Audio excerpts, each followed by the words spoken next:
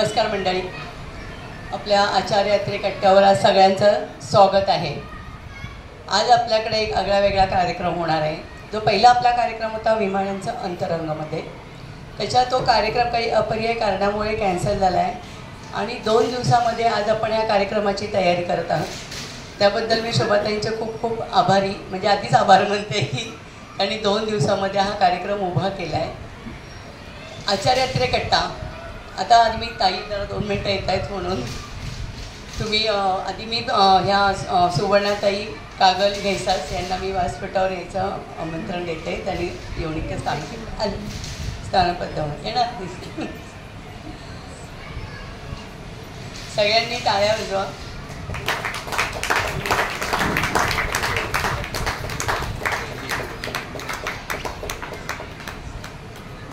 शोभाताई व्यासपीठावर या।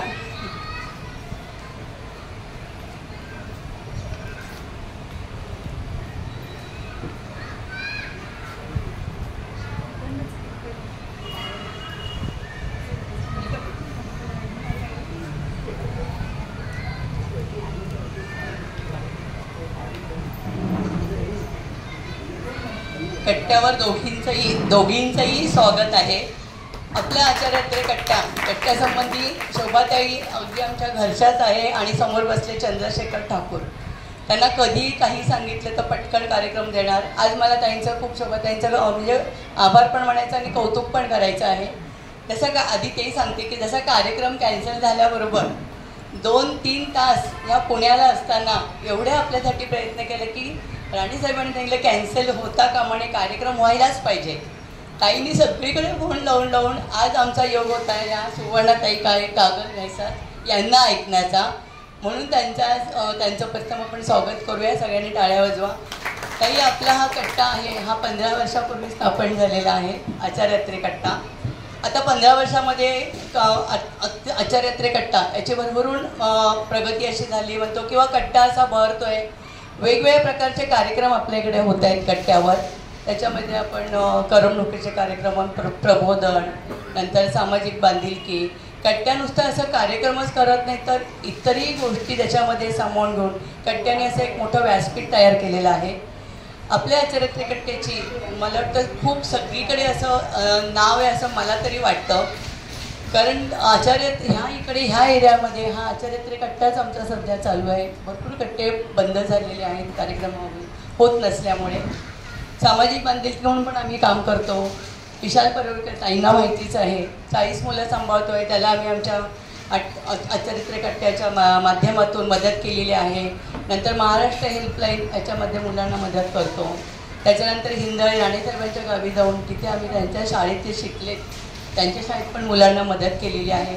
असे अनेक असे कार्यक्रम होत आहेत। नंतर आमच्या स्मरणिका पण आमच्या कट्ट्याने प्रकाशित केलेली आहे। तसेच आमच्या याच्यामध्ये भरपूर असे कलागुण असलेली मंडळी पण आहेत। त्यात आरतीताई दळवी आहेत, ताई उभ्या राहा, त्यांनी एक छान कविताचं पुस्तक त्यांचं आम्ही प्रकाशित केलेलं आहे। त्यांना म्हणजे असं लगेच कविता लिहायचं त्यांना खूप आवड आहे आणि आमच्या प्रत्येकावर त्यांनी अशा कविता लिहिलेल्या आहेत। तर हा कट्ट्याचं आणखी एक वैशिष्ट्य म्हणजे आमचा कट्टा वर्गणी असे घेत नाही, तर कट्टा हा उत्स्फूर्त असं मानधनावर हा कट्टा चालू आहे। सगळे कट्टेकरी मंडळी आणि त्याला अनुषंगाने असलेली मंडळी कट्ट्याला अगदी भरभरून देणगी देते आणि ह्या देणगीतून आमचा कट्टा उभा राहतोय कोणत्याही वर्गणी नसताना। त्यामुळे आम्ही देणगीदारांचे पण खूप आभारी आहोत। मी जास्त काय आता बोलणार नाही आहे, कारण मी सगळी ताईंची मुलाखत शोभाताई घेणार आहे आणि त्यांच्याकडे मी माईक सुपूर्द करते।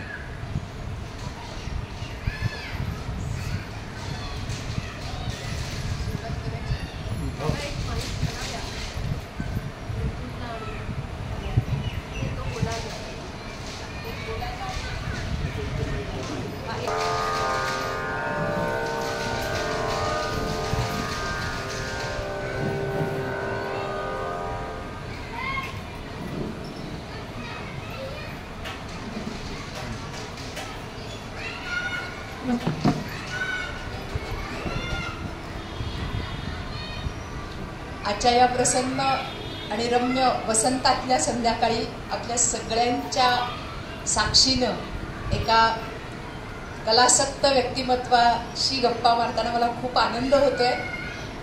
आणि सुवर्णा माझी पहिल्यापासूनची अनेक वर्षापासूनची मैत्रीण आहे, त्यामुळे मी काही त्यांना अहो नाही म्हणणार आहे. आम्ही दोघी एकमेकींना अगतुगच्या मैत्रिणी आहोत. आम्ही एकत्र कार्यक्रमही केलेले आहेत आणि काय म्हणायचं खूप आनंद घेतलेला आहे. आणि तो आनंद आज तुमच्याबरोबर वाटून घेण्यासाठी आज आम्ही इथं आलेलो आहोत.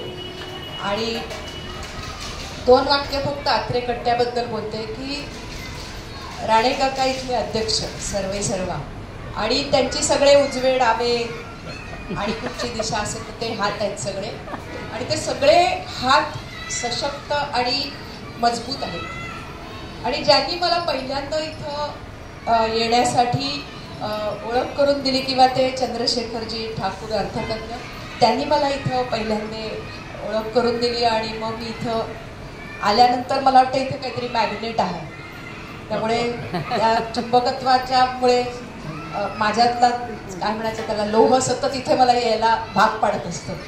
तर इथं येताना खूप आनंद. आणि मुख्य म्हणजे मगाशी सांगितलं तसं की विविध क्षेत्रातली माणसं इथं येतच असतात कार्यक्रम करण्यासाठी, तसं संधी दिली जाते. आणि त्याच्याबरोबरही सामाजिक बांधिलकी म्हणून खूप काम केलं जातं. म्हणजे मला आज विशाल परुळेकर बोरिवलीला आलेले आहेत अभिनवनगरमध्ये, आणि तिथे हे मला आज सकाळी कळलं, त्यामुळे आज भेटता नाही आलं पण हरकत नाही.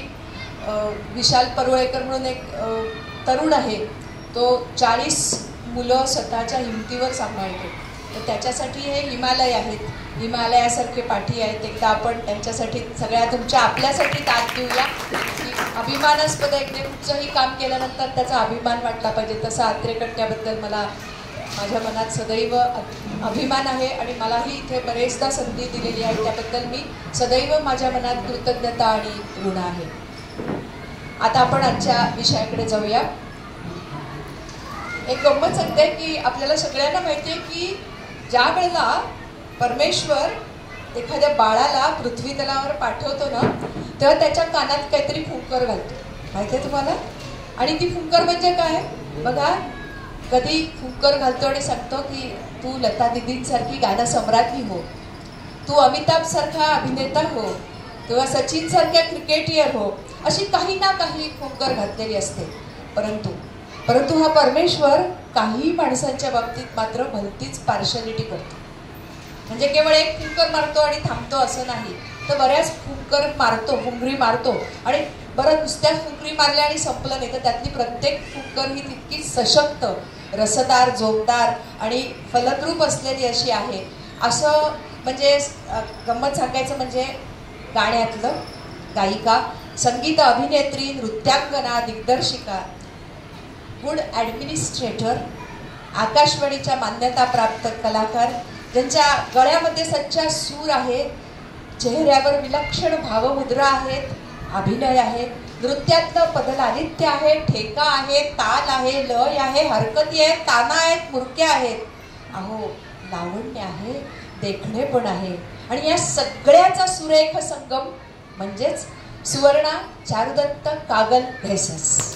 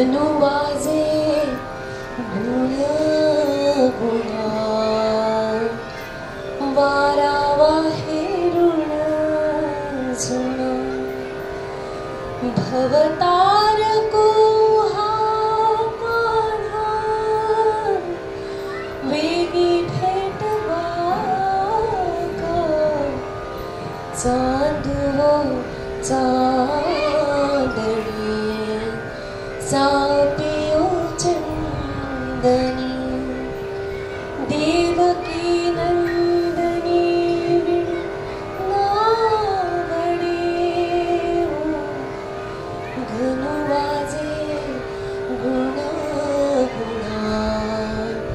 वाऱ्या वारे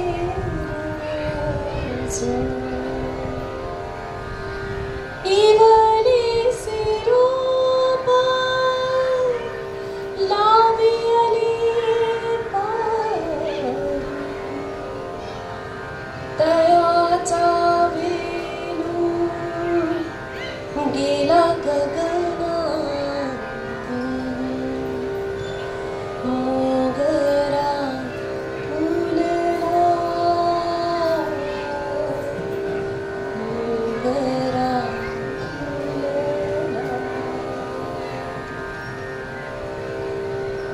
घरट्यात माझिया आनंदाचा ठेवा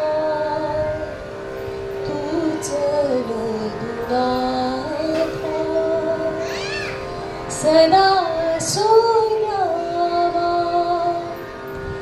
घरट्यात माझिया आनंदाचा ठेवा तूच दुनाथा सदा सोयावा इतुकेच मागणी तुझ्या पाशी मी मागते गोड नामी तुझ्या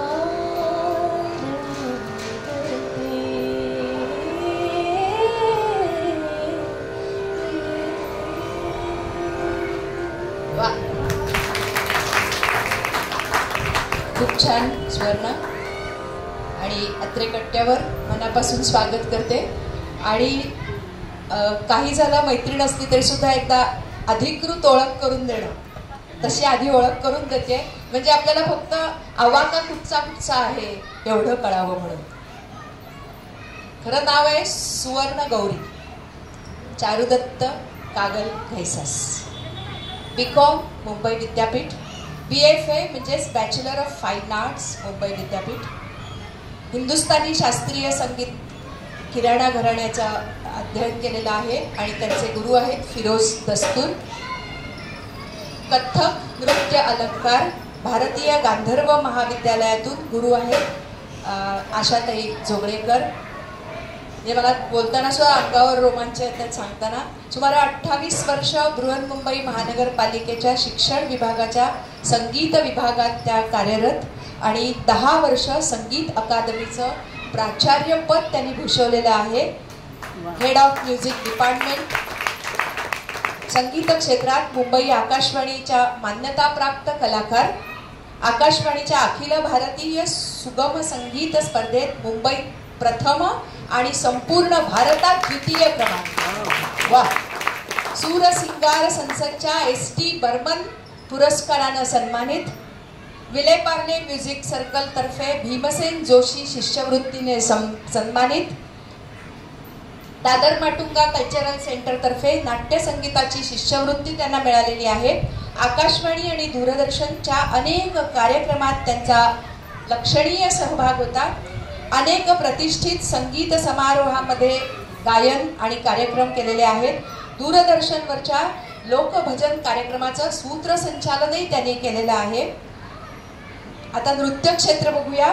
कथ्थक नृत्यासाठी केंद्र सरकारची शिष्यवृत्ती, केंद्र सरकारची प्रतिष्ठित युवा महोत्सवात मुंबई विद्यापीठातील मॅडम मनेका पुरस्कारानं सन्मानित. स्वरसाधना प्रतिष्ठान अखिल भारतीय कथ्थक नृत्य स्पर्धेत ज्युनियर आणि सिनियर म्हणजे कनिष्ठ आणि वरिष्ठ या दोन्ही गटामध्ये प्रथम पुरस्कार. गुरु भगिनी आशा अर्चना जोगळेकर यांच्यासोबत महाराष्ट्रात आणि भारतामध्ये अनेक नृत्य समारोहात सादरीकरण केलेलं आहे.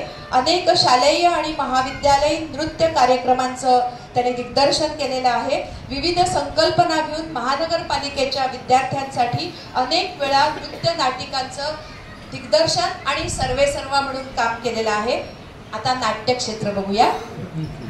संगीत कट्यार काळजात घुसली, संगीत बावनखणी, संगीत धाडीला राम तिने खावनी, संगीत गीता गाती ज्ञानेश्वर, पंडित संगीत पंडितराज जगन्नाथ, संशय कल्लोळ अशा अनेक नाटकातून प्रमुख भूमिका त्यांनी गाजवलेल्या आहेत.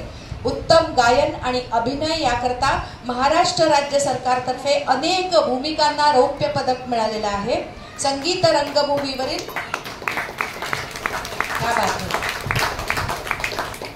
संगीत रंगभूमीवरील उत्कृष्ट अभिनेत्रीचा प्रतिष्ठित नाट्य दर्पण पुरस्कार 1994 साली माननीय अशोक कुमार अभिनेते यांच्या हस्ते मिळालेला आहे. अखिल भारतीय मराठी नाट्य परिषदेचा कैलासवासी मामा वरेरकर पुरस्कारानं सन्मानित. मुंबई मराठी साहित्य संघ नाट्य सेवा गौरव पुरस्कार, नटवर्य भालचंद्र पेंढारकर, अजित कडखडे, आशाताई खाडीलकर, पंडित रामदास कामत, विदुषी अर्चनाताई कान्हेरे, महेश काळे अशा दिग्गज कलाकारांसोबत नाट्य संगीताच्या मैफिलीत त्यांनी सादरीकरण केलेलं आहे. त्याशिवाय स्वतंत्र मैफिलीही करतात आणि ज्यांचं मार्गदर्शन मिळालेलं आहे त्यांची नावं सुद्धा आपण ऐकल्यानंतर आपला तोंडाचा चंबू नक्कीच होईल. नटश्रेष्ठ प्रभाकर पणशीकर, दाजी भाटवडेकर, जयंत सावरकर, अरविंद पिळगावकर, रजनीताई जोशी, शुभदाताई दादरकर. किती नावं सांगू, एकदा जोरदार दाद देऊया. एक गायक, अभिनेत्री, नाटकांची दिग्दर्शिका, यासाठी त्यांना अनेक वेळा प्रथम द्वितीय पारितोषिकं मिळालेली आहेत. एक उत्तम कलावंत आणि महानगरपालिकेच्या संगीत अकादमीचं कार्य, उच्च दर्जाचं प्राचार्यपद म्हणून त्यांनी 10 वर्ष कार्यरत राहिलेल्या आहेत त्या. आणि यासाठी वर्ल्ड वुमेन लीडरशिप काँग्रेसतर्फे मुंबईज वुमन लीडर अवॉर्ड त्यांना मिळालेला आहे, लीडर्स अवॉर्ड मिळालेला आहे 2024 साली. आणि नुकताच ज्याच्यामुळे मी प्रभावित झाले ते कॅनरा सारस्वत असोसिएशनचं 8 मार्च 2025 रोजी पूर्ण भारतात नव्हे काय म्हणायचं जागतिक स्तरावर त्यांचा सत्कार समारोह झाला. त्याच्यामध्ये सुवर्णाचा सत्कार झालेला आहे. आता मी सुवर्णाताईंचा म्हणते, जरा 2 मिनिटं. सुवर्णाताईंचा सत्कार झालेला आहे आणि माझ्यासोबत आज इतकं मोठं व्यक्तिमत्व बसलंय यासाठी माझ्यासाठी मला आनंद होतोय की आपण अशा व्यक्तिमत्वाबरोबर गप्पा मारतोय. खूप सुवर्णा ऐकताना सुद्धा असं काय म्हणायचं, क्या बात है, असं सहज तोंडात आलं. खूप छान वाटलं. आणि पहिलंच असं मला विचारायचं वाटतं की हे लावण्य जे आहे ना सगळ्या क्षेत्रातलं, म्हणजे नृत्य, संगीत, अभिनय, दिग्दर्शन, या सगळ्या क्षेत्रातलं जे लावण्य आहे ना ते तुझ्या चेहऱ्यावर तर दिसतंच आहे. परंतु ह्या लावण्याचे पहिले संस्कार कोणी केले आणि कुठे कळलं की हे बाईकडे इतकं काही आहे, ते कसं काय कळलं, त्याबद्दल थोडंसं सांग ना. याचं सगळं श्रेय म्हणा किंवा ही सगळी जी पुण्याई आहे ती माझ्या आईवडिलांची आहे अर्थावा. म्हणजे ज्या कुटुंबात मी जन्म घेतला, कागलांच्या घरात, बाळकडून तिथूनच मिळालं. कारण माझी आई उत्तम गायची, माझे वडील उत्तम गायचे. आता हे भूतकाळ असं म्हणताना खूप जड होतं आहे बोलताना. आईचं आत्ता नुकतंच निधन झालं जानेवारीमध्ये. आणि माझे दोन्ही ज्येष्ठ बंधू अतुल्य आणि आशिष. त्यामुळे घरात सांगीतिक वातावरण होतं. आई माझी ताडदेवला माझा आजोळ, तिथे सेंट कोलंबा शाळा आहे, तिथली विद्यार्थिनी. पण तिच्याही गळ्यात सरस्वती, त्यामुळे शाळेत वगैरे विल्सन कॉलेज तिचं कॉलेज तिथे. त्याच्यानंतर आकाशवाणीला गंमत जम्मत ह्याच्यामध्ये तिचा सहभाग असायचा. कोकणी, मी आईकडनं कारवारी आहे, माझी मातृभाषा कारवारी आहे, कारवारी कोकणी. तर त्या कोकणी कार्यक्रमातनं नाटकातनं ती आकाशवाणीला तिचं ये जा असायची. तसेच माझे वडीलसुद्धा विधिवत दोघांनी शिक्षण घेतलं नाही. भारती विद्याभवनला आई जायची काही काळ, तिथे CR व्यास, KG गिंडे असे सगळे ज्येष्ठ गुरुजन होते, तेव्हा काही काळ तिला तिथे जाण्याचा योग आला. पण ते एक हौशी आपण म्हणतो ना, तिथपर्यंतच झालं ते शिक्षण तिचं. माझे वडीलसुद्धा सुंदर गायचे, अगदी मोहम्मद रफीसारखा त्यांचा आवाज होता. आणि अभिषेकी बुवांचे सिलिंग फॅन, त्यामुळे त्यांची गाणी म्हणजे रतिरंगे रंगे ध्यान असं गायला, असं गुणगुणत जरी असले माझे बाबा तरी असं बुवांचा भास व्हायचा, इतकं सुंदर गायचं. त्यामुळे घरात हे काय म्हणतात सुरात रडणं सुद्धा सुरात. ते सत्ता म्हणणार होते की गवयाचं पोर सुरात रडतं, तशी तू रडलीस का सुरात? 3 भावंड 2 भावांच्या पाठी मी, त्यामुळे थट्टा मस्करी खूप चिडवा चिडवी ती सुद्धा संगीतातच व्हायची. भांडणं सुद्धा संगीतावरच आधारित असायची. त्यामुळे हे घरूनच सगळं मिळालं आणि त्याला खत पाणी घातलं, योग्य गुरु मिळवून देणं, हे सगळं आईबाबांनी केलं. आणि खूप सुंदर गाण्यांचा संच असायचा आमच्याकडे. म्हणजे तेव्हा रेकॉर्ड प्लेअर जे वाजायचं, तबकडी जी वाजायची, ते अशा अनेक कलेक्शन बाबांनी करून ठेवलं होतं. बाकी लक्झरियस आयटम्स आमच्याकडे काही नव्हते. टीव्ही नव्हता, फ्रीज खूप अलीकडे नंतर आला, मी थोडीशी मोठी झाल्यानंतर वगैरे. पण हे लक्झरियस आयटम्स म्हणजे आमचे सांगीतिक, आमच्याकडे जो टेवा होता तो. त्यामुळे ती गाणी म्हणजे कट्यार काजत रुसली, हे बंद रेशमाचे, अशी सगळी रेकॉर्ड्स आमच्याकडे होती. आणि काही चांगलं असं ऐकण्यात आलं की म्हणजे तेव्हा त्यावेळेला श्रावणात गणनिळा वाजायला लागलं रेडिओवर, मग बाबा जाऊन घेऊन आले रेकॉर्ड वगैरे. म्हणजे एका गाण्यासाठी अख्खी रेकॉर्ड घरी आली आहे असं सुद्धा झालेलं आहे. अरे वा. सो ते बाळकडू घरातच मिळालं, संस्कार तसे होत गेले. आणि जसं जसं आम्ही गायला लागलो किंवा छोट्या छोट्या कार्यक्रमातनं बिल्डिंगच्या बाहेरच आमचं गणपतीचं सार्वजनिक गणपती बसायचा, तो माझा पहिला रंगमंच. अरे वा. तिथून सुरुवात झाली. अगदी 2.5-3 वर्षाची असताना स्टेजवर जाऊन गाणं म्हटलं होतं, सांग सांग भोलानाथ. तर ही माझी जडणघडण तशीच होत गेली. पण मग तुम्ही घरी कानडी बोलत होतात ना? नाही, कोकणी, कारवाई, हांगाफळ आहे जे एरवी तुम्ही सगळे आम्ही. आणि आमचे खूप मोठे मोठे कलाकार आमच्यापैकी आहेत बरं का. गिरीश कार्नाड, रोहिणी हट्टंगडी, सगळे आमचेच आहेत. हो. दीपिका पडुकोण पण आमचीच आहे. माझ्या आईचं माहेरचं आडनाव पडुकोण आहे. हो, बरं बरं. अरे वा. पण मग मराठी कुठून, म्हणजे तेव्हा कोकणी बरोबर मराठी घरात होतं? मराठीचं थोडंसं असं झालं की आईला मराठीचं साहित्यिक तिचं खूप खूप नॉवेल्स वाचायची, मैत्रिणी तशा होत्या. आणि रेडिओ आम्ही सतत ऐकायचो. त्यामुळे आत्ताची अस्मिता वाहिनी, पण तेव्हा मुंबई ब, त्यामुळे ते सतत असायचं घरात. त्यामुळे मराठीचं घरात तसं होतंच. वडिलांना पण इंदोरचे वगैरे त्यांचं शिक्षण इंदोरला वगैरे झालं, पण तरी सुद्धा मराठी साहित्यात त्यांना खूप रुची होती. नाटकं सगळी लागलेली, वसंतरावांची वगैरे, मानपमान वगैरे, ती नाटकं पाहायला ते कुठेही असले तरी नाटकाचे प्रयोग पाहायला जायचे. त्यामुळे मराठीचं एक वातावरण घरात होतं. आणि माझं म्हणाल तर मला सगळे गुरु पण असे लाभले. आशाताई जोगळेकर, त्याच्यानंतर नाट्यक्षेत्रात आल्यानंतर विद्याधर गोखले, सगळी मंडळी मिळाली. त्यामुळे साहित्यिक म्हणजे मी आता चॅलेंज करू शकते, मी माझी मातृभाषा कोकणी नसली तरी मी खूप उत्तम मराठी बोलते. अगदी. आणि माझ्या मराठी बोलण्यावर मी कुणाला वाटणार नाही की माझं मातृभाषा माझी. वा वा. पण त्या अगदी लहान वयात सुद्धा त्या तुझ्या कोणीतरी एखादी लाडकी गायिका होती, असं कधी झालं का की बाबा एवढेच तुमच्या घरात रेकॉर्ड्स होत्या किंवा हे होते? तसं खूप होते, खूप. माझ्या लाडकी गायिका माझी त्यावेळेला, म्हणजे अगदी मी 2.5-3 वर्षाची होते तेव्हा लाडकी गायिका म्हणजे परवीन सुलतान. क्या बात. वा. तेव्हा दूरदर्शन नुकतंच सुरू झालं होतं आणि उत्तम उत्तम गायक कलाकारांचं गाणं दूरदर्शनवरनं पाहायला ऐकायला मिळायचं. आमच्याकडे टीव्ही नव्हता, पण आमच्या शेजार पाजार आमचा खूप छान होता. ज्यांच्याकडे टीव्ही असायचा त्यांच्याकडे जायचं पाहायला. आणि तेव्हा काय गातायत म्हणून आंबाई देत बसली किंवा आईच्या मांडीत झोपून गेले असं झालं नाही. ते गाणं कितपत कळत होतं मला माहिती नाही, पण ते दृश्य स्वरूप जे असायचं ना ते मला फार फॅसिनेट करायचं. म्हणजे परवीन सुलताना स्वतः तानपुरा घेऊन सादर करतात. अजूनही या वयात सुद्धा त्यांच्या शिष्या जरी मागे तानपुराला असलं तरी त्यांच्या हातात अजूनही तानपुरा असतो. तर ते त्यांचं सुंदर रूप, असं एखाद्या देवीचं असं रूप, ते सुंदर मोठं कुंकू, असं छान कानात असे मोठे मोठे, आणि सगळ्या हातांमध्ये अंगठ्या आणि त्या अशा वाजवत आहेत, तर ते मला खूप फॅसिनेट करायचं. आणि तेव्हा असं मला वाटायचं की आपण मोठं झाल्यावर असं व्हायला पाहिजे, म्हणजे मला हातात अंगठ्या बिंगठ्या घालून मी तानपुरा वाजवी. अरे वा. त्यामुळे असं आई मला अशा सगळ्या आठवणी सांगते.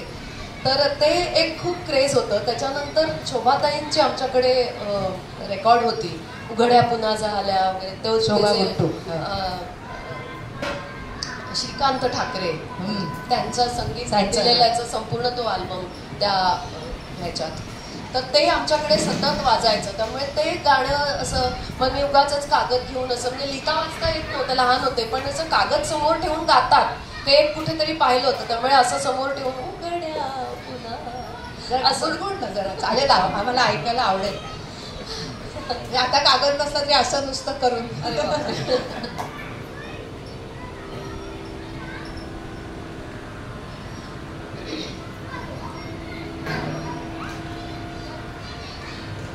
उघड्या पुन्हा झाल्या, उघड्या पुन्हा झाल्या, जखमा उराटल्या,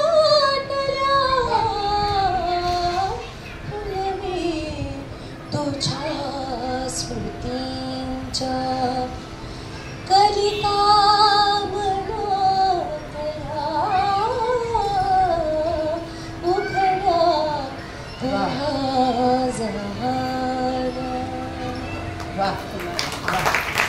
तो प्रसंग सांग रस्त्यातनं जाताना. एकदा असंच आईसोबत कुठेतरी जात होते मी, आणि एक बाई अशीच जात होती त्या रस्त्यातनं, आणि तिच्या कानात असे छान मोठी मोठी अशी तिने कानातले घातले होते आणि साडी पण अशी सुंदर होती. तर मी आईला म्हटलं, ते बघ परवीन सुलतानासारखी दिसते. तर आमच्या एक शेजारच्या काकू सोबत होत्या, त्या म्हणाल्या, अरे बापरे, ही काय मुलगी आहे, आम्हाला परवीन सुलताना कशाशी खातात हे माहिती नाही, आणि हिच्या समोर आदर्श पहा इतक्या लहान वयात. आणि ही आई वडिलांची पुण्याई आणि त्यांचे संस्कार. आणि त्या बालपणाच्या ह्याच्यामध्ये म्हणजे हे जे संगीत आहे किंवा हा जो ताल आहे, लय आहे, ती आई बाबांनी तुमच्या अभ्यासात सुद्धा कशी रुजवली, त्याची सांग ना आठवण. हो, ताल खरं म्हणजे ताल हा अंगी असावा लागतो. परमेश्वराने ते आपल्याला देऊन पाठवलेलं असतं. म्हणजे कधी कधी असं आरती सुरू असताना कोणीतरी बेताल टाळी वाजवतं ना, तेव्हा फार दुःख होतं. म्हणजे दुःख म्हणजे त्या व्यक्तीसाठी मला वाईट वाटतं की ती व्यक्ती किती आनंदानं त्या आरतीत सहभागी होतीये, पण तिची टाळी तालात पडत नाही. पण परमेश्वराने जी कृपा आमच्यावर केली की आमच्या घरात सगळेच ताललयीमध्ये खूप पक्के म्हणा किंवा जाणकार म्हणा. तर माझ्या वडिलांचं नाव विश्वानंद, मोठं नाव आहे विश्वानंद. म्हणजे मोठं मराठीत लिहिताना पटकन होऊन जातं, पण आम्ही इंग्लिश मीडियममध्ये होतो. मग ते स्पेलिंग अगदी KG मध्ये वगैरे युअर फुल नेम ते आपल्याला लिहायचं असतं. मग विश्वानंद म्हणजे इतकं मोठं स्पेलिंग कसं लिहायचं, तर ते शेवटी पाठ करायला पाहिजे. तर माझ्या वडिलांनी ते स्पेलिंग सुद्धा आम्हाला तालात पाठ करायला लावलं होतं. VISHVANAND, या बात VISHVANAND. म्हणजे ते स्पेलिंग, ते वडिलांचं नाव इतकं ते सुंदररित्या पाठ झालं की आता सुद्धा कधी इन्कम टॅक्सचा वगैरे फॉर्म भरताना फादर्स नेम असलं की मला ते VISHVANAN असं केल्याशिवाय माझं ते नीट येत नाही. ANAN नाहीतर चुकतं माझं. आणि तोच अर्ज मी पुढे नेला, कारण माझ्या आहोंचं नाव चारू दत्त, त्यामुळे त्याचं पण एवढं मोठं स्पेलिंग. त्यामुळे माझ्या मुलाला जेव्हा मी शिकवलं तेव्हा मी सुद्धा त्याला त्याच तालात शिकवलं, CHARUDATTA. मुलाने पण तेच. मला वाटतं मी तेच काल हे बोलताना आम्हाला काल थोडा वेळ गप्पा मारल्या अशा निमित्तानं, तेव्हा हे जेव्हा कळलं तेव्हा मी म्हटलं की इथल्या एकाला तरी आईला, आजीला, काकूला वाटलं पाहिजे की आपल्या पुढच्या पिढीला शिकवताना हे असं काहीतरी शिकवावं. आणि मोठं स्पेलिंगच शिकवायला पाहिजे असं नाही. आता माझं आडनाव घैसास आहे, पण ते छोटं स्पेलिंग पण मी त्याला तालातच शिकवलं. GHAISAS GHAISAS. वा, दाद देऊया आपण याच्यासाठी. आणि म्हणजे मला आठवलं काय माहितीये का की टेनिसपटू कोण नाव बघूया नंतर कोण सांगायचं ते, त्याला आईने पाळण्यात असताना तेव्हाच ठरवलं होतं की ह्याला हे टेनिसपटू करायचंय. आणि त्यावेळेला त्याने असा पाळण्यात असताना असा आवाज त्याने ऐकवला होता. मग ते बाळ असं एकदा इकडे बघे, मग एकदा इकडे बघे, इकडे बघे आणि इकडे बघे. म्हणजे त्या तेवढ्या कोवळ्या वयामध्ये त्याच्या मनात हे झालं की आपल्याला टेनिसपटू व्हायचं. म्हणजे मला बाबा आमट्यांचे ते वाक्य आठवतं की भान हरपून ध्येय ठेवा आणि बेभान होऊन ते पूर्ण करायचा प्रयत्न करा. याचं मला वाटतं बाळकडू प्रत्येक आईबाबांनी घेतलं तर मला वाटतं नक्कीच आपल्या मुलाचं भविष्य खूप उज्ज्वल आहे. म्हणजे या निमित्तानं त्याचं नाव लिअँडर पेसर, मी आता ज्याचं उदाहरण सांगितलं ते. तर मला इथे एक असं विचारायचं वाटतं की एक काय म्हणायचं परिपूर्ण समृद्ध आई म्हणून की तुमच्याकडे भरपूर पैसे असले म्हणजे समृद्ध संस्कार किंवा समृद्ध आहात, पालकत्व आहे का, असं वाटतं का? नाही. म्हणजे आमचंच उदाहरण द्यायचं तर आम्ही मध्यमवर्गीय कुटुंब आणि मुलुंड त्यावेळेला खूप छोटं होतं आमचं मुलुंड पूर्व. आणि तिकडे मुलुंड म्युझिक सर्कल म्हणून एक संस्था होती. तुमचा जसा अत्रे कट्टा आहे, आता आपला म्हणूया, आपला जसा अत्रे कट्टा आहे, तर मुलुंड म्युझिक सर्कल म्हणून तिकडे संस्था होती. आणि त्यावेळेला पंडित भीमसेन जोशी, अभिषेकी बुवा, माणिक वर्मा, शोभा गुरटू, वसंतराव यांचे कार्यक्रम आणि असंच ते स्टेज होतं, असं छोटं स्टेज आणि असं छोटा हॉल आणि भारतीय बैठक, म्हणजे असं अक्षरशः या अंतरावरती आम्ही ते त्यांना ऐकलेलं आहे. अरे म्हणजे मला काय कळत होतं किंवा त्याच्यातला भाग नाही, पण आई वडील आपल्याला घेऊन जात आहेत आणि आम्ही जातोय तिघही भावंड आणि तिथे समोर बसून ते ऐकतोय. आणि त्या मैफली अक्षरशः म्हणजे रात्री मध्यरात्रीपर्यंत चालायच्या आणि इतके ते संस्कार ते म्हणेन. त्यामुळे मला एखादा फ्रॉक कमी घेतला तरी चालेल, पण हे असं जे काही ऐकवलंय ना आई वडिलांनी ते माझ्यासाठी खूप मोलाचं धन आहे. समृद्ध बालपण, अगदी खूप खूप समृद्ध आहे. ते तुझी आठवण सांग ना तुझ्या. हा, मी 4 वर्षांची होते, नुकतंच शाळेत नाव घातलं होतं माझं. पण तेव्हा मला सिव्हिअर कावीळ झाली होती, जुलैची गोष्ट आहे. आणि काहीतरी केक म्हणा किंवा मला रसमलाई फार आवडते म्हणून रसमलाई असं काहीतरी घरी त्या निमित्तानं आणलं जाईल. तर कावीळ तेव्हाच झाली वाढदिवसाच्या वेळेला. तर आईने मला असं समजावून सांगितलं, हे पा तुला आता पथ्याचं आहे सगळं, तर आपल्याला हे सगळं काहीच आणता येणार नाही. आणि आईने सुद्धा माझ्याबरोबर जितके दिवस मला पथ्य होतं तिने सुद्धा माझ्यासोबत पथ्याचंच ती जेवली. पानात तिच्याही पानात तेच होतं जे माझ्या पानात होतं, ते मला अजूनही आठवतं. तर ती म्हणजे हे काही आपल्याला आता आणता येणार नाही, तर तुला काय हवंय, तुला काय आणायचं. तर मी म्हटलं की मला मला विहीणबाईची रेकॉर्ड आण. विहीणबाई गाणं तेव्हा सुषमा श्रेष्ठ, श्रीनिवास कळे यांचं ते अल्बम आलं होतं विहीणबाई विहीणबाई, आणि ते रेडिओला लागायचं आणि आमच्याकडे 24 तास रेडिओ चालू असायचा. तर ते गाणं इतकं मनात बसलं होतं माझ्या की मी म्हटलं की मला विहीणबाईची रेकॉर्ड पाहिजे. तर माझे बाबा बियासीत होते, त्यांची बस घाटकोपरपर्यंतच असायची आणि मग ते घाटकोपरला उतरले, तिथून दादरला गेले, दादरला महाराष्ट्र वॉच कंपनीत जाऊन विहीणबाईची रेकॉर्ड माझ्यासाठी घेऊन आले. म्हणजे नेहमी असं मला नेहमी वाटत असतं की कोणाच्याही कडून जे गदिमा जसं म्हणतात मिळेल तिथून घेऊन विद्या, बिनभिंतीची उघडी शाळा, त्या कवितेत ते असं म्हटलं आहे की जिथून जिथून आपल्याला विद्या मिळते. तसं आज तुझ्याकडनं हे ऐकताना असं वाटतं की आई बाबा कसे असावे, तर असे संस्कार करणारे नक्कीच असावेत, नाही का? आणि काय म्हणतात ते, तू जसं मगाशी तू सांगितलंस की स्पेलिंग पाठ केली, तसे तुम्ही पाढे पण तालात म्हणत होता. पण ते तर राखव ना, म्हणजे कोणाला घरी करायचं असेल तर आपल्या नातवंडासाठी वगैरे करता येईल थोडंसं.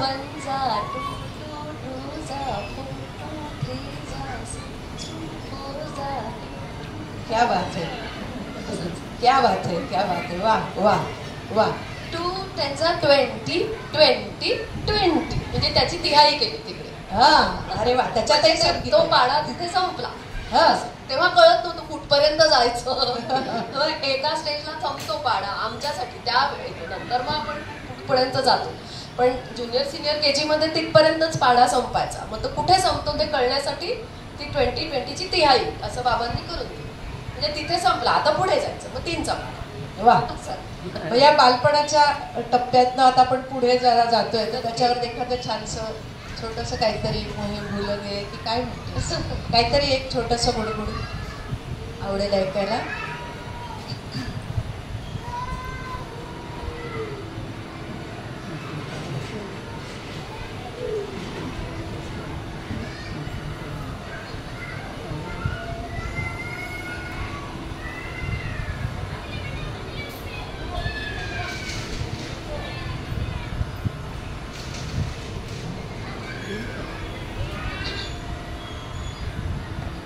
मी जसं म्हटलं रेकॉर्ड्स आणून हट्ट करायचं, तसं मी आमचा हट्ट त्याचाच असायचा, गाणं लाव आणि रेकॉर्ड आण, हाच हट्ट होता. म्हणजे मी बाहुली आण, मला खेळातलं काहीतरी आण, किंवा भातुकली आण, असा हट्ट न करता रेकॉर्डसाठी हट्ट केला आणि रेकॉर्ड लावण्यासाठी पण हट्ट केला. म्हणजे मी जे रेकॉर्ड मी सारखं सारखं लावायची ते म्हणजे अभिमान चित्रपट तेव्हा आला होता आणि नदिया किनारे जे गाणं आहे त्याच्यातलं ते मला फार आवडायचं. तर माझं बोबडी होते थोडीशी, येतोच लाई असं म्हणायचे. रेकॉर्ड लाई म्हणजे रेकॉर्ड लाव, आमच्या भाषेत येतोच लाई असं मी सांगायचं. तेच गाणं म्हणून दाखव. क्या बात, ऐकूया.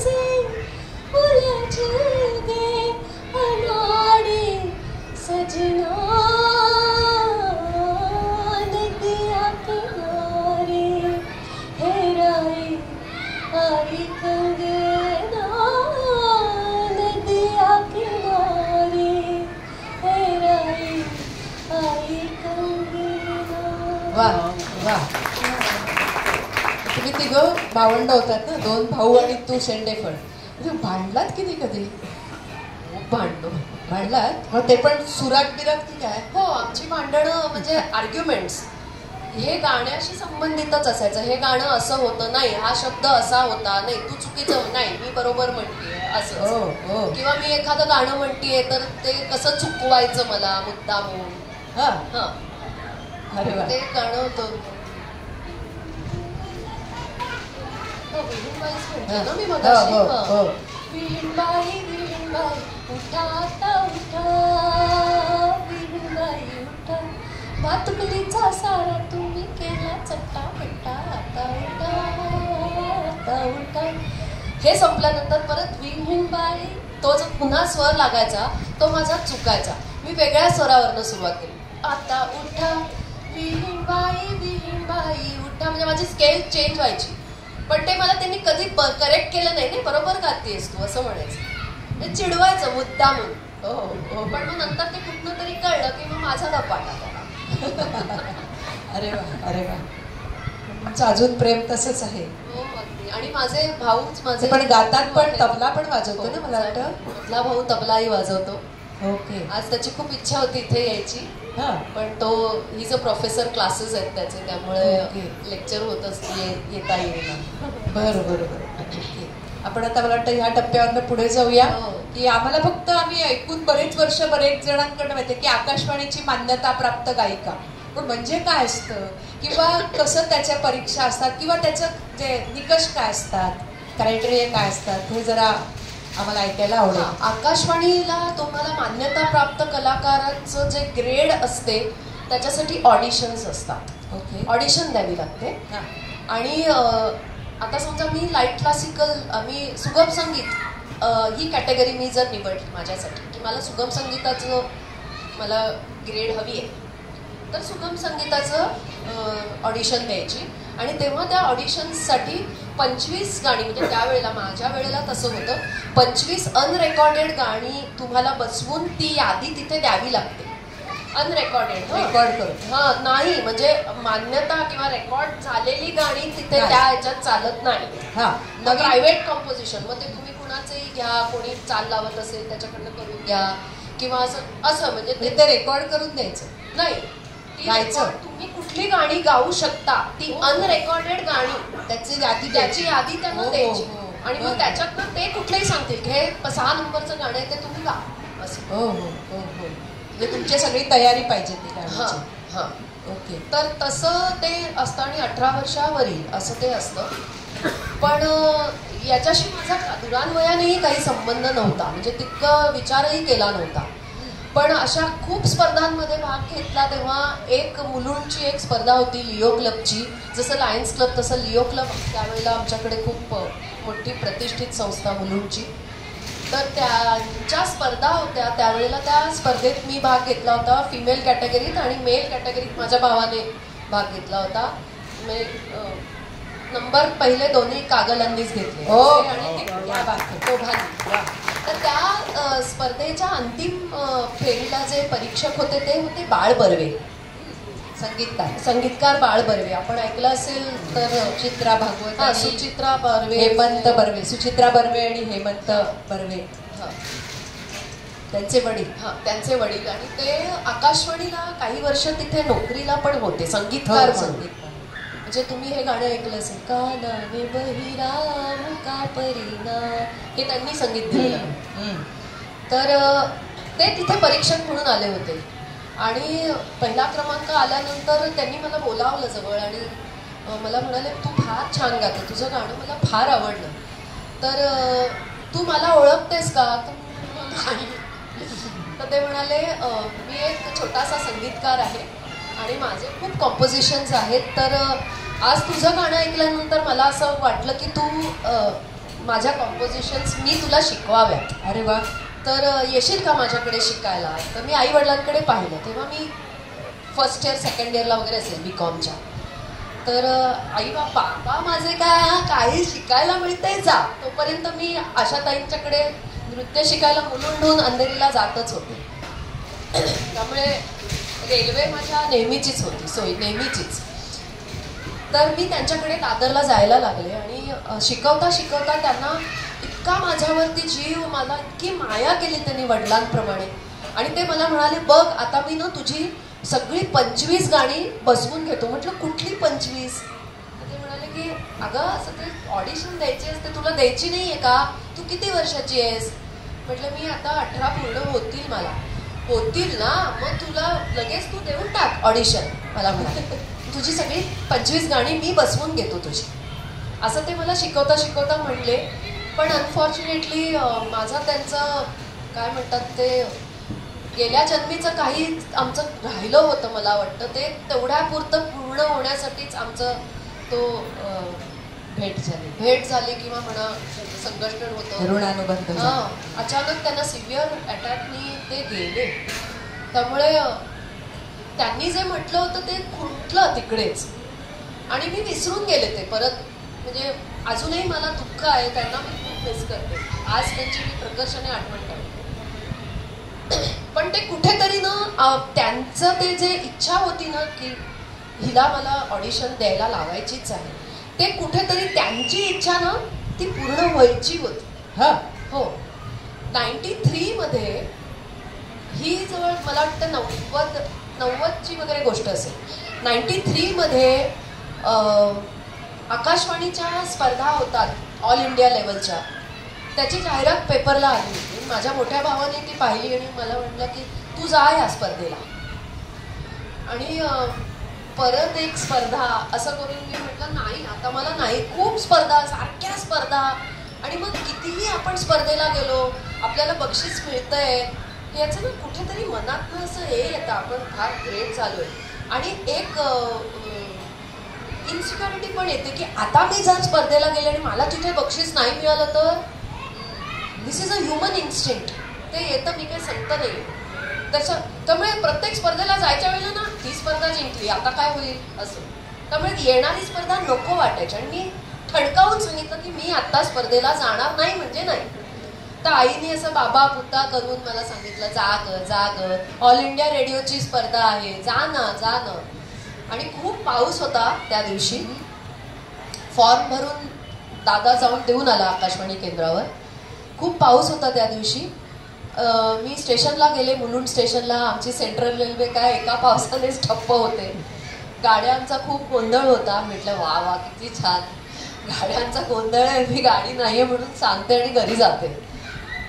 2 गाड्या मला चढायला नाही मिळाल्या. आता म्हटलं ही तिसरी गाडी, आता तर मी काही फार त्याच्यात नाही, मी जाईन घरी. आणि मला हे छान कारण आहे सांगायला घरी, ती गाडी नाहीये. पण ती गाडी मोकळी आली. अरे ठाण्याहूनच आली, मोकळी आली. त्यामुळे इतकं काही मी आईबाबांना फसवू शकत नव्हते. मी चढले आणि गेले चर्चगेटला उतरून आकाशवाणी केंद्रावर पहिला पाऊल टाकलं, पहिलं पाऊल टाकलं स्पर्धक म्हणून. आणि तिथे पोहोचल्यानंतर खूप पाऊस होता, त्यामुळे हळूहळू स्पर्धक तिथे पोहोचत होते. त्यामुळे मी पहिली पोहोचले होते आणि माझा पहिलाच नंबर. अरे वा, स्पर्धेसाठी. पण ती कशी असते, काय असते, काहीच माहिती नव्हतं. तिथे गेल्यावर कळलं की नुसतं तानपुऱ्यावर गायचं आहे, काही साथ संगत नसणार, फक्त तबला असणार आहे. तर आणि आपल्याला असं काचेच्या खोलीत, जसं रेकॉर्डिंग स्टुडिओ असतो तसं काचेच्या खोलीतच आपण बसायचं. असे स्पर्धक ऐकायला लोक बसलेले नसतात. आपण गातो, परीक्षक कुठे बसलेले असतात माहित नाही, त्यांना आपण गायलेलं ऐकू जातं. त्यांनी आपल्याला पाहिलेलं नसतं, आपण त्यांना पाहिलेलं नसतं. अशी ती स्पर्धा आणि माझाच पहिला नंबर. त्यामुळे आधीच्या स्पर्धकाला काय रे कसं झालं, काय विचारलं तुला, हे काहीच सोर्स नव्हतं. पहिला माझाच नंबर होता. मी गायले आणि तिथे दीपक नेरुरकर तबल्याला होते. गाणं झाल्यानंतर फक्त ते मला म्हणाले छान गायलीस असं म्हणा. म्हटलं ठीक आहे. आणि मग मी आले बाहेर आले तेव्हा तोपर्यंत गर्दी खूप वाढली होती, खूप. म्हटलं काय एवढ्या गर्दीत आता काय ऐकायला, जाऊ आपण घरी. मी आले घरी. कसं झालं गाणं विचारलं, छान झालं असं सांगितलं घरात. एरवी आपल्याला स्पर्धा झाल्यावर लगेच निकाल कळतो ना, तिथे तसा सोर्स नव्हता. त्यामुळे मी खुशीत होते की आपल्याला निकाल पटकन कळणार नाहीये. पण 3-4 दिवसात टेलिग्राम आलं, लाल रंगाचं टेलिग्राम. त्याच्यात congratulations, you are winner from the Mumbai. हो वा, मुंबई स्टेशन. म्हणजे संपूर्ण मुंबई. आणि एकच निवडला जातो, कारण ही ऑल इंडिया लेवलची स्पर्धा आहे. त्यामुळे एकच स्पर्धक निवडला जातो. आणि मग पुढे आणखीन चॅलेंजिंग होतं, कारण मुंबईमधनं मी पहिली आले होते. तर आता पुढे कसं होतं, तर 4 गाण्यांचं रेकॉर्डिंग झालं. 4 गाण्यांचं विधिवत रेकॉर्डिंग, पण ते सुद्धा नुसतं तानपुरा आणि तबला. पण रेकॉर्डिंग आकाशवाणीवरच झालं. आणि त्या 4 गाण्यांचं रेकॉर्डिंग दिल्लीला जातं, मुख्य केंद्रावर.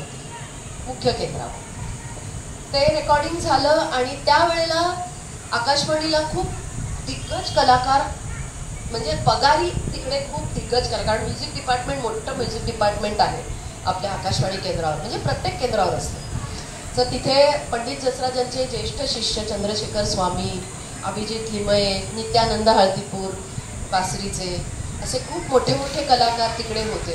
त्यामुळे मुंबई केंद्रावरनं कोण निवडली गेली आहे, म्हणजे आपल्याला कोण पुढे रेप्रेझेंट करतंय हे बघण्यासाठी सगळेजण त्या रेकॉर्डिंगच्या इकडे गोळा झाले होते. ते सगळं बघून माझ्याही पोटात गोळा आला.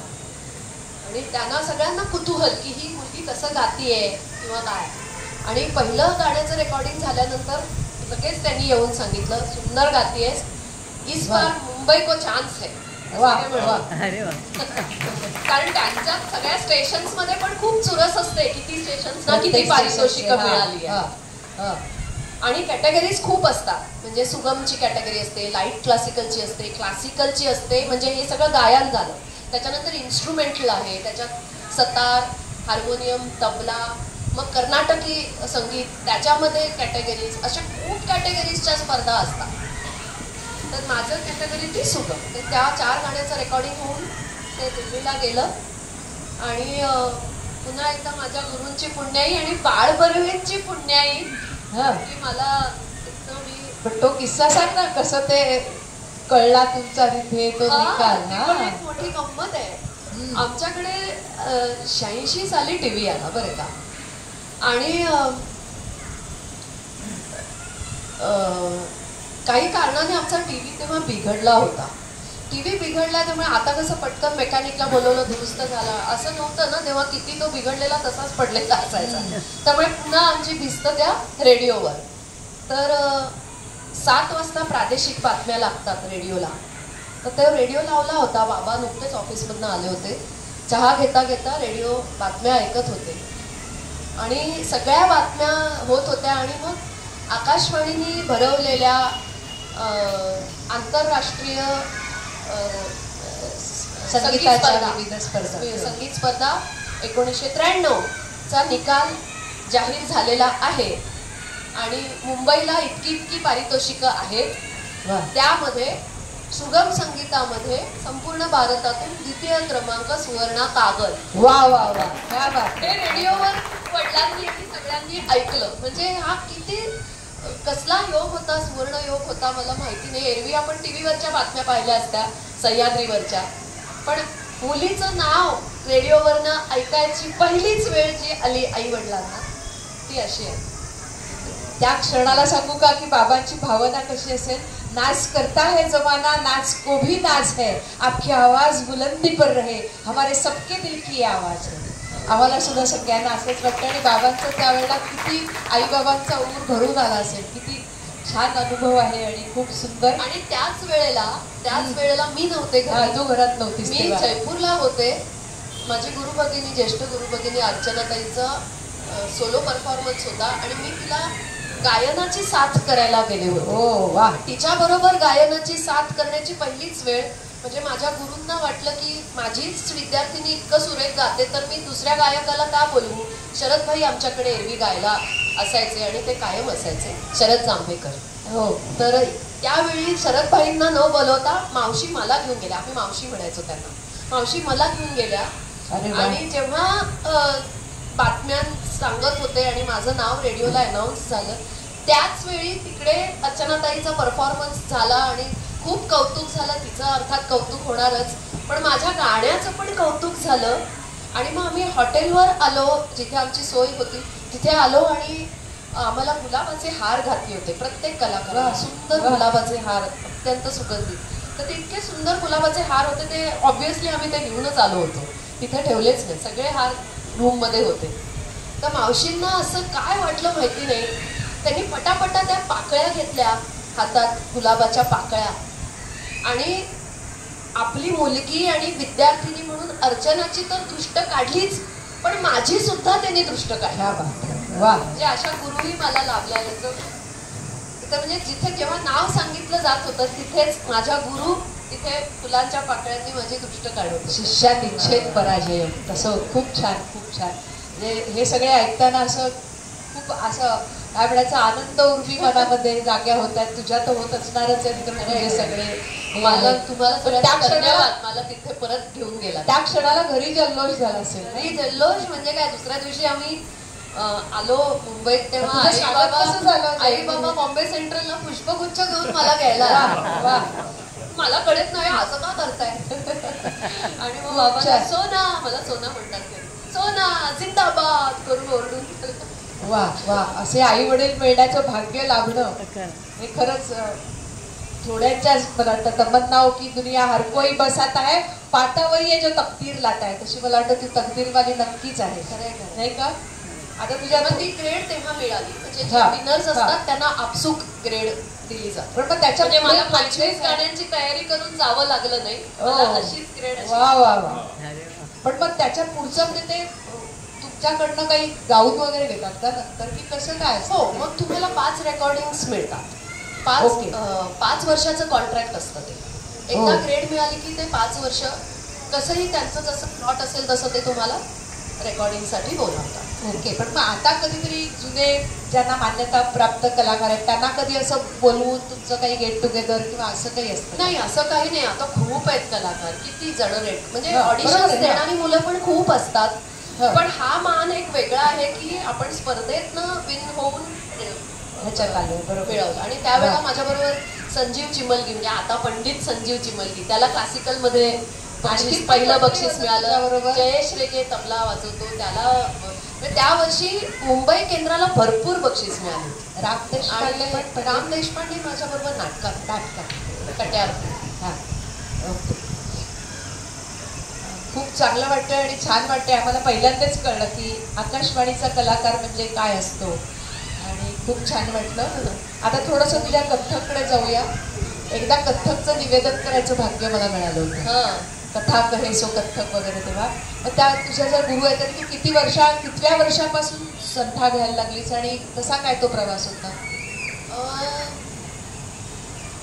नाचाचं म्हणजे नृत्याचं म्हणाल तर माहीत नाही ते कसं.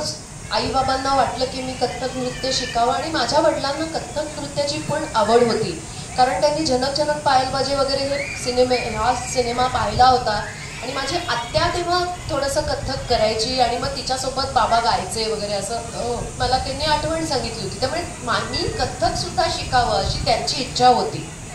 आणि सुरुवातीला मी डॉक्टर राजकुमार केतकर ठाण्याचे म्हणजे गोपीजींचे शिष्य त्यांच्याकडे मी सुरुवात केली कथ्थक शिकायला आणि त्यांनी मुलुंडमध्ये क्लास सुरू केला आणि तिथली मी पहिलीच विद्यार्थिनी होती. कितव्या वर्षापासून? मी तेव्हा 7 वर्षाची होती. 7 वर्षाची म्हणजे सगळं एकत्रितरित्याच सगळं सुरू झालं. म्हणजे असं अकॅडमिक शिक्षण, मग गायन, मग नृत्य, मग अभिनय असं नाही, एका वेळी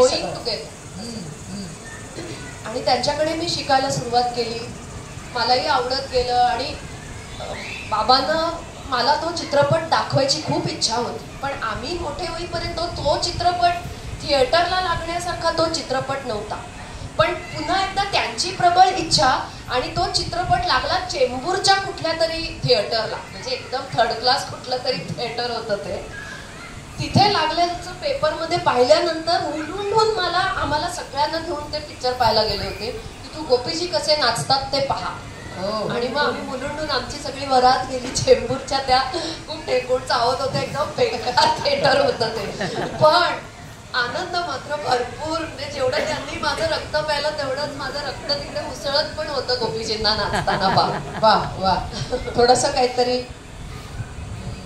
काय म्हणायचं त्याला आता त्याचं आता थोडंसं म्हणजे तू थोडंसं पुढे जाऊ मग. बरं ठीक आहे, चालेल. बरं, सुरुवात आहे ना. बरं ठीक आहे. आणि तुझे आशाताई बरोबरचे अनुभव त्यांच्याकडे शिकले आणि मग काही वर्षांनी आशाताईंच्या कार्यक्रम पाहण्याचा योग आला आणि बाबांना खूप त्यांची शिस्त म्हणा किंवा एकूणच त्यांचं एक दैवी एक त्यांचं जे रूप होतं मावशींचं आमच्या, ते खूप मनात ठसलं आणि पुन्हा एकदा त्यांना असं वाटलं की मी त्यांच्याकडे शिकावं. पण त्यांचे क्लासेस होते दादरला, बालमोहनमध्ये आणि अंधेरीला, ते राहत्या ठिकाणी त्यांचं अंधेरी. पण माझ्या शाळेच्या वेळा आणि दादरच्या वेळा जुळत नव्हत्या, त्यामुळे मला मुलुंडून उठून अंधेरीला जावं लागलं. पण माझे वडील सगळ्याला तयार होते. रफ टफ केलं आम्हाला तिघांनाही, वाटेल तसे प्रवास केलेत आम्ही. त्यामुळे 8वीत असल्यापासून मी एकटी मुलुंडहून अंधेरी प्रवास करून जायचं त्यावेळेला. वा. 8वीत होते. एवढा मुलावर काय म्हणायचं विश्वास. तेव्हा काही फोन नाही, कुठे पोहोचलीस, मग गाडी घेतली का काही नाही. निघाले, घरी बेल केल्यावर कळलं मुलगी घरी आली, बस. अरे वा वा. आणि तिकडे तर काय सगळं नृत्याचं अख्खं जगच सामावलेलं. आणि शाळा कोणती? मुलुंडची सॅमसन इंग्लिश हायस्कूल ही शाळा माझी मुलुंडची. कॉलेज VG बजले केळकर कॉलेज. फक्त अकॅडमिक शिक्षण मुलुंडमध्ये, बाकी सगळं बाहेर.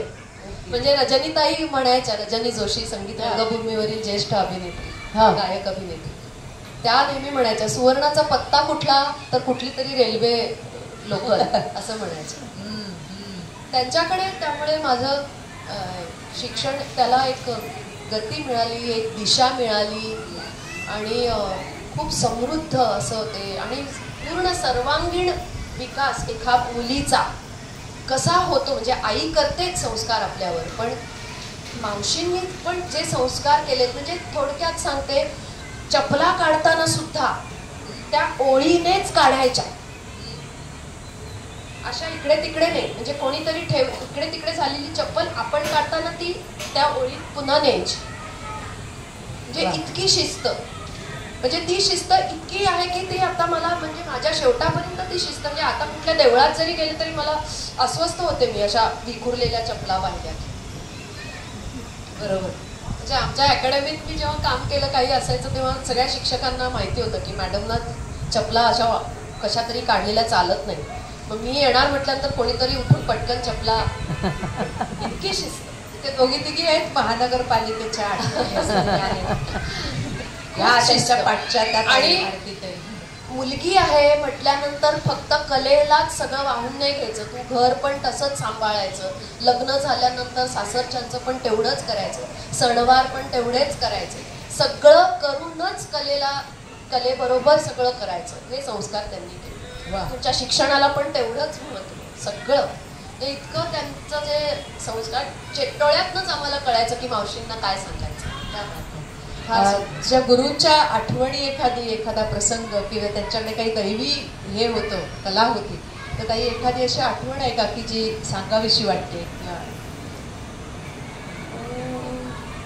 असं पर्टिक्युलर असं नाही, रोजच्याच ह्याच्यामध्ये जे काही आपल्याला शिस्त आणि कारण सांगितलेलं त्यांना चालायचं नाही.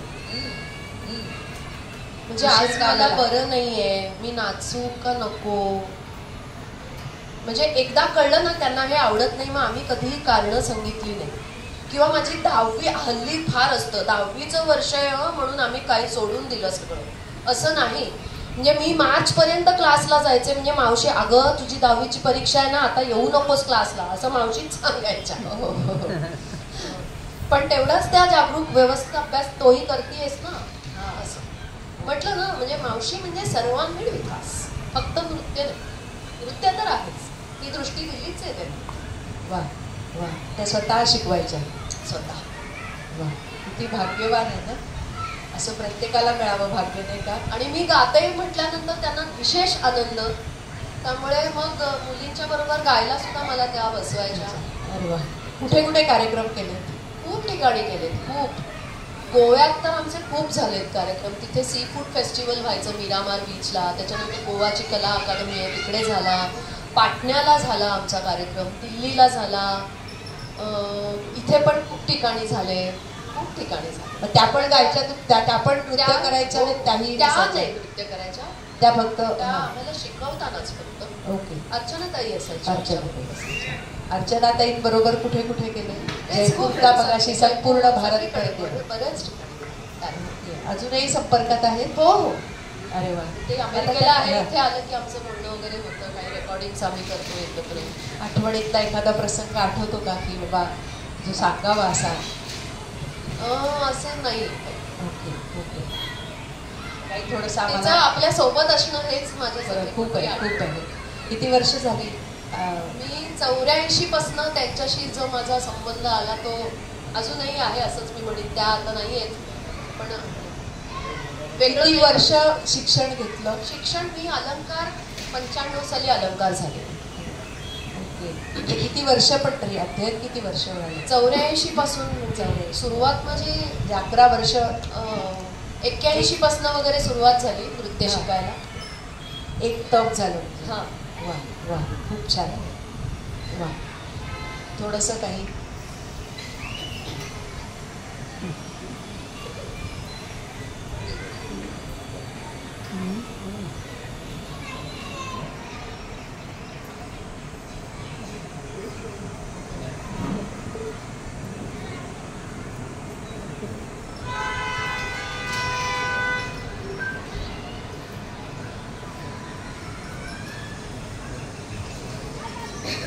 कथ्थकमध्ये ठुमरी भावअंग प्रस्तुत करायची एक प्रथा आहे. बाकी नृत्य अंग करायला आपल्याला साथ संगत वगैरे लागते, आणि आत्ता मी ते नाही करणार.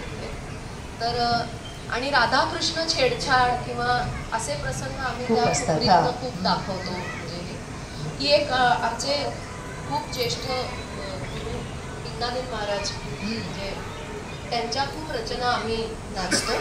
त्यांची ही एक रचना आहे ती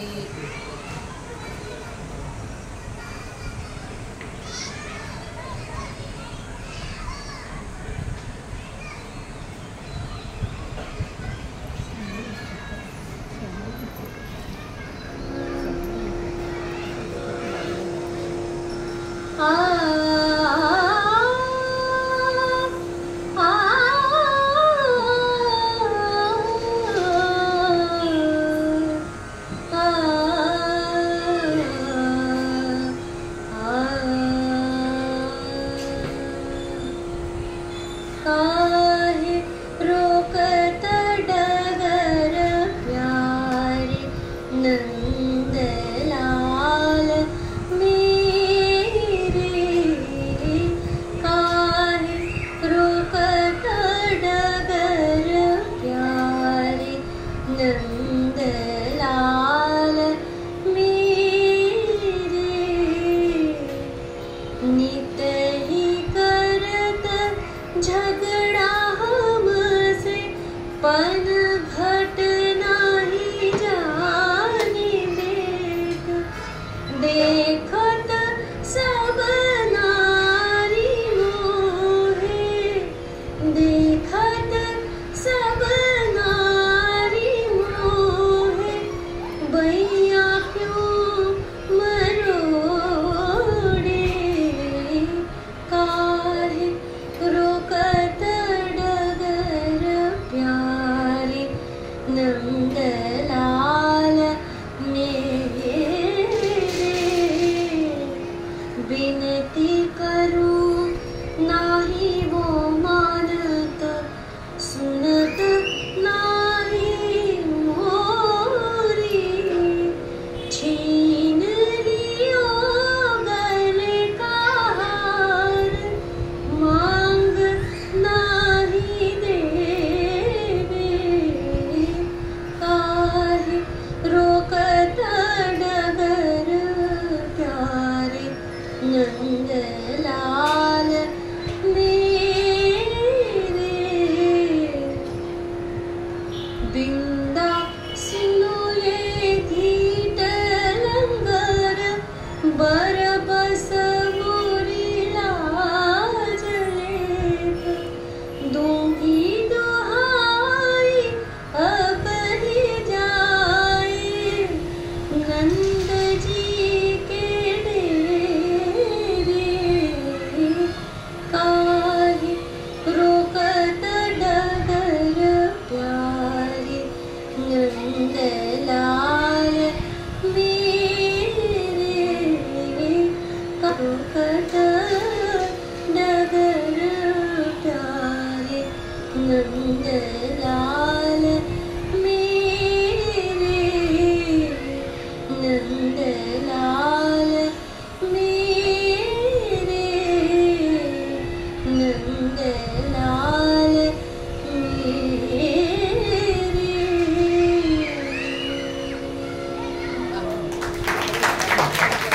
मस्त मस्त, खूप छान. नकळत मला शांताबाईंचे शब्द आठवले. मी मोहून गेले, मी मोहून गेले मंजुळ मुरली स्वने, स्वन म्हणजे आवाज. मी मोहून गेले मंजुळ मुरली स्वने, ऐकता अचानक झिमझिमले चांदणे, भर दिसा तनूवर झिमझिमले चांदणे. मला वाटतं प्रत्यक्ष केलं असेल तर अधिक आनंद झाला असता, पण तरी सुद्धा आपल्या भर दिसा तनूवर झिमझिमले चांदणे, मला वाटतं चांदणं झिमझिमण्याचा अनुभव आपण सगळ्यांनी घेतला. खूप खूप छान. आपण आता नाटकाकडे जाऊया, कारण अजून बराच पल्ला आहे आपला. हां, कट्यारमधली झरीना, हां, किंवा धाडीला राम तिने कावनीमधली सीता, आठवणी थोड्याशा काहीतरी कोणाबरोबर काम केलं किंवा कोणती कोणती नाटकं. याची सुरुवात सुद्धा शाळेत असतानाच झाली. काल हे माझं सांगायचं राहिलं. हां हां हां. मुलुंडची महाराष्ट्र सेवा संघ ही संस्था आहे. हां, तिथे सुद्धा छान छान उपक्रम होत असतात आणि त्यांच्या संस्थेतर्फे सुद्धा संगीत नाटक बसवलं जातं. हां हां. तर 86 साली 86 तेव्हा होनाजी बाळा नाटक तिकडे बसवायला घेतलं गेलं आणि तिथल्या ओळखीच्या त्या नाटकात एक भूमिका करणाऱ्या होत्या, त्या आम्हाला ओळखत होत्या. तर त्या म्हणाल्या की अहो तुमची सुवर्णा छान नाचते ना, तर ते होनाजी बाळामध्ये जी गुणवतीची भूमिका आहे ना, ती आमची जी मुलगी आहे ना, तर तिला शिकवायला पाठवा ना. मी आहे 9वीतली मुलगी आणि मी काय त्या मोठ्या मुलीला शिकवायला जाणार. पण त्या म्हणाल्या नाही ग, त्याच्यात सगळं नृत्य आहे, होनाजी बाळामध्ये सगळं ती लावण्यवती असते ना, गुणवती, तर तिला ते शिकवायचं आहे, तर तू ये ना. म्हणून ठीक आहे म्हणून आई बाबा आणि मी असं आम्ही गेलो त्यांच्या तालमीच्या तिकडे. तर नाना गोवंडे जे गद्य नट आहेत, संगीत रंगभूमीवरचे खूप ज्येष्ठ गद्य नट आहेत नाना गोवंडे, ते नाटक बसवत होते होनाजी बाळा. तर त्यांनी माझी ओळख करून दिली की ह्या मुलीला शिकवायला. म्हणजे ती मुलगी अशी होती, म्हणजे दिसायला वगैरे छान, पण तिला नृत्याचं काहीच अंग नव्हतं. तर नानांनी ना असं माझ्याकडे फक्त पाहिलं, तू शिकवणार आहेस हिला? म्हटलं हो. काय शिकवायचंय माहिती आहे का तुला? म्हटलं नाही, कारण मला त्यातलं गाणं पिणं मला काहीच माहिती नव्हतं. पण आई बाबांना संगीत नाटकांचं सगळंच माहिती होतं, कारण त्यांनी अनेक नाटकांना पाहिलं होतं हे ते वगैरे. माझ्यासाठी तो पहिलाच अनुभव होता. पण मग त्यांनी सांगितलं की हे असं असं नाटक, असं इथे गाणं आहे, हे वेड लागले गुणी जना या राज मंदिरी करमेना हा करमेना वेड लागले गुणी जना. म्हणजे जेव्हा होनाजीची आणि गुणवतीची पहिली भेट होते, तो बाळा करून देतो ती भेट, असा तो प्रसंग आहे. तर ती त्यांना बघते आणि ते होनानी एक्झिट घेतल्यानंतर ते गाणं, तर ती खूप आनंद होतो तिला. तर त्यांनी मला तो प्रसंग सांगितला आणि मी तिला करून दाखवलं की हे असं तू कर. तो दिवस संपला आणि त्याचं काय डिस्कशन झालं माहिती नाही.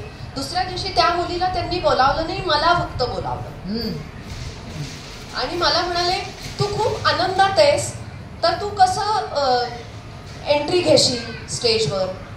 थोडंसं नृत्याचं एंट्री एक्झिट वगैरे ही जर थोडी बॅकग्राऊंड आपल्याला असल्यामुळे तो प्रसंग माहिती होता. काल त्यांनी सांगितलं होतं की त्या माझ्या ह्याने मी असं गिरक्या घेत वगैरे काहीतरी करून मी एंट्री, तर त्या सगळ्यांनी जोर जोरात टाळ्या वाजवल्या आणि सांगितलं तर हीच आमची गुणवती. अरे वा. म्हणजे मला असं वाटतं संगीत रंगभूमीवरचे पहिलं पाऊल आणि सर्वात यंगेस्ट हिरोईनच्या भूमिकेत असणारी कदाचित मी असेल, कदाचित, मला माहिती नाही. कारण माझ्या समोर होते पंडित प्रदीप नाटेकर, ते होनाची भूमिका करत होते. त्यामुळे त्यांना इतकं ऑकवर्ड वाटायचं माझ्या बरोबर भूमिका करत असताना की ही आपली इतकी लहानची मुलगी, पण ते मेकअप हे सगळं करून मला त्यांनी. तर ते माझं पहिलं सर्वात पहिलं नाटक माझं होनाची बाळा. आणि मग कुठच्या त्याच्यानंतर मग खूप मोठा गॅप गेला आणि मग पदरात पडलं ते पावनखणी. विद्याधर गोखलेंचं ते नाटक आहे आणि शुभदा दादरकर त्यांचीच मुलगी ते नाटक बसवणार होती. आणि त्या पावनखणीमध्ये त्यांना ते स्पर्धेला बसवायचं होतं, राज्यनाट्य स्पर्धेला. तर त्यामध्ये कसं आहे की ती पावनखणी ती वास्तूच स्वतःबद्दल सांगते, अशी त्या नाटकाची सुरुवात आहे. माझं म्हणती बावनखणी मी रूपवंत देखणी, असं ते आहे. आणि ते तर माया जाधव ती भूमिका करायच्या, तर त्या करायच्या आणि रेकॉर्ड लावायचं, रेकॉर्ड लावून त्या रेकॉर्डवरती त्या नाचायच्या. पण स्पर्धेमध्ये प्लेबॅक चालत नाही, स्पर्धेमध्ये तुम्हाला सगळं लाईव्ह करावं लागतं. त्यामुळे त्या अशी मुलगी पाहत होत्या की जिला नाचता येईल आणि गाता येईल. त्या खूप शोधत होत्या आणि त्यांना मिळतच नव्हतं असं कोणीच. आणि तेव्हा आमच्या क्लासमध्ये, डान्स क्लासमध्ये आमचा काहीतरी कार्यक्रम होता, तर तेव्हा ना मी नाचतही होते आणि काही ह्याला मी मावशींच्या सोबत बसून गात पण होते. तर तिथे एक बाई येत होत्या त्या दादरकर बाईंच्या ओळखीच्या. तर त्यांनी जाऊन तिला सांगितलं की अगं आशाताईंच्या क्लासमध्ये एक मुलगी आहे, ती फार उत्तम गाते आणि त्यांचीच विद्यार्थिनी, त्यामुळे नाचतेही छान. अरे वा, तू तिला विचार. सुवर्णयोग. त्यामुळे शुभाताई आमच्या क्लासवर आल्या होत्या मला विचारायला. अरे वा. म्हटलं मी आई बाबांना विचारल्याशिवाय नाही सांगू शकत, तर मला ते कधी भेटतील. म्हटलं मग तुम्ही कार्यक्रमाला या. लगेचच आमचा कार्यक्रम दिनानाथला होता. मग आई बाबा तेव्हा कार्यक्रमाला आले होते, तेव्हा त्या आई आल्या होत्या. मावशींची परवानगी घेतली मी करू का. आणि आई बाबा ऑलवेज त्यांचा होकार होते.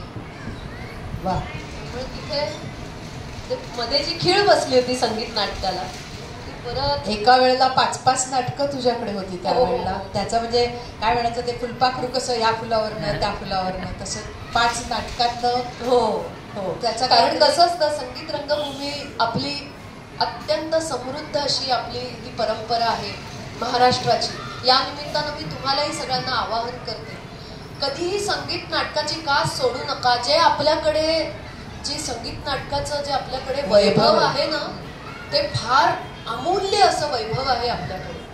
त्यामुळे पण जितक्या लेवलवर आपल्या लोकांनी ते पाहावं, ऐकावं, त्याचा आणखीन प्रचार प्रसार व्हावा, त्या तुलनेत ते होत नाही. त्यामुळे संगीत रंगभूमीवर कोणीतरी नवीन काहीतरी करायला आलंय म्हटलं ना की सगळ्या संस्था पकडतात त्या व्यक्तीला. तसं माझं झालं. म्हणजे मी बावनखडीत करते, अरे रंगशारदात कोणीतरी एक नवीन मुलगी आली आहे, लगेच साहित्य संघ मी मला लगेच प्रभाकर पंतांनी म्हणजे प्रभाकर पणशीकरांनी ते कट्यार करत होते, लगेच मला त्यांनी विचारलं असं. त्यामुळे संधी येत गेल्या, घरनं मला परवानगी होतीच. त्यानिमित्तानं विद्याधर गोखले सगळी मोठी मोठी मंडळी मला पाहता आली, अनुभवता आली. त्यांचं मार्गदर्शन, पेंढारकर अण्णांच्या सोबत मला गीतागाती ज्ञानेश्वर मध्ये प्रत्यक्ष त्यांच्या सोबत भूमिका करावी. ते म्हणजे चालतं बोलतं विद्यापीठ मला जे मिळालंय मार्गदर्शन, वा वा वा वा. 80 जवळजवळ 75च्या पुढे होते तेव्हा, पण स्टेजवर जसं असं वावरावं ते त्या व्यक्तीकडनं शिकावं. वा वा, क्या बात आहे. जी मुक्ताबाई त्यांनी माझ्याकडनं बसवून घेतली गीतागाती ज्ञानेश्वर, अल्लड मुक्ताबाई, तिला काहीच या प्रपंचातलं तिला कसलंच भान नाहीये, काय चाललंय समाजात त्याचं तिला काहीच भान नाही. असं तू म्हटलीस तसं फुलपाखरासारखं तिचं वय, तर ती कशी वावरेल स्टेजवर, जे काय त्यांनी माझ्याकडनं ते करून घेतलं. वा, विद्यापीठ ना ते भालचंद्रांना म्हणजे कुठल्या माझ्या पूर्वजन्माचं काही माझं असेल किंवा माझ्या शेवटी परत मी, पण हे सगळं मिळालेलं ऋण तुला कुठेतरी फेडायची संधी मिळाली. खरंच मिळाली. त्याच्याबद्दल सांग. म्हणजे तुझा आणि BMCचा महानगरपालिकेचा योग. हो, पण एखादं काहीतरी नाट्यपद गुणगुणून दाखव ना त्याच्याकडे जाण्यापूर्वी.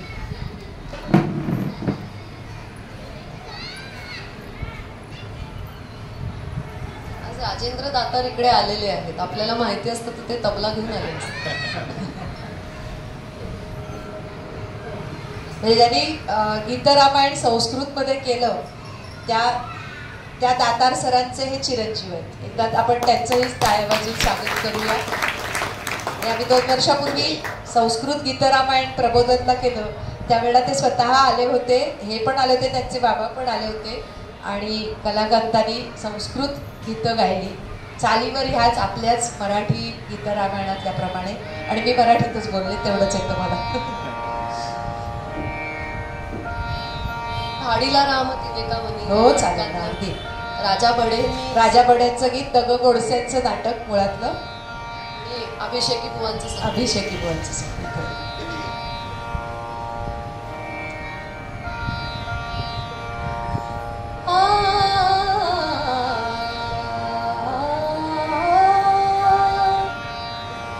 घाई नको बाई अशी हारे रे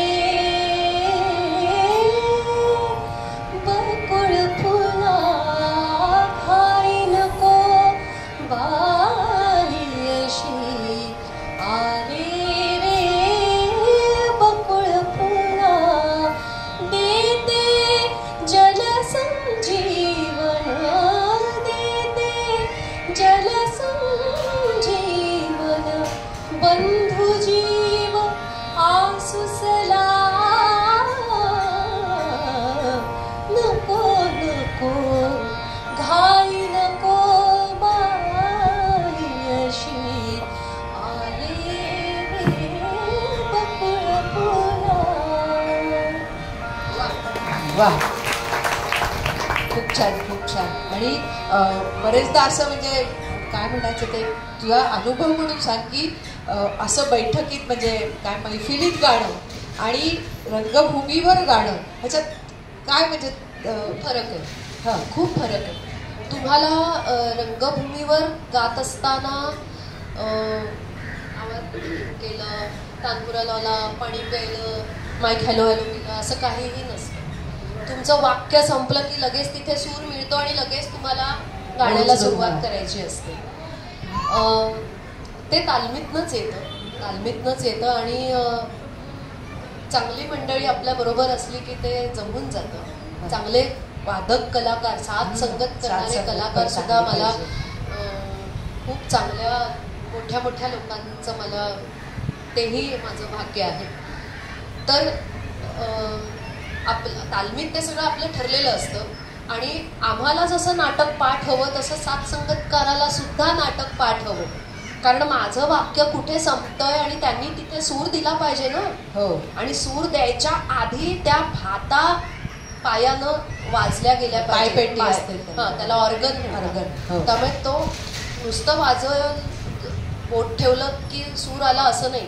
तो सूर येण्यासाठी आधी त्यांना भाता पायाने करून मग तो सूर येतो. त्यामुळे माझं वाक्य संपत असतानाच त्यांच्या भाता सुरू होतात तिथे पायाने आणि मग तो सूर बरोबर माझं वाक्य जिथे संपतं तिथे तो सूर उमटतो आणि तो सूर पकडून म्हणजे आता मी असा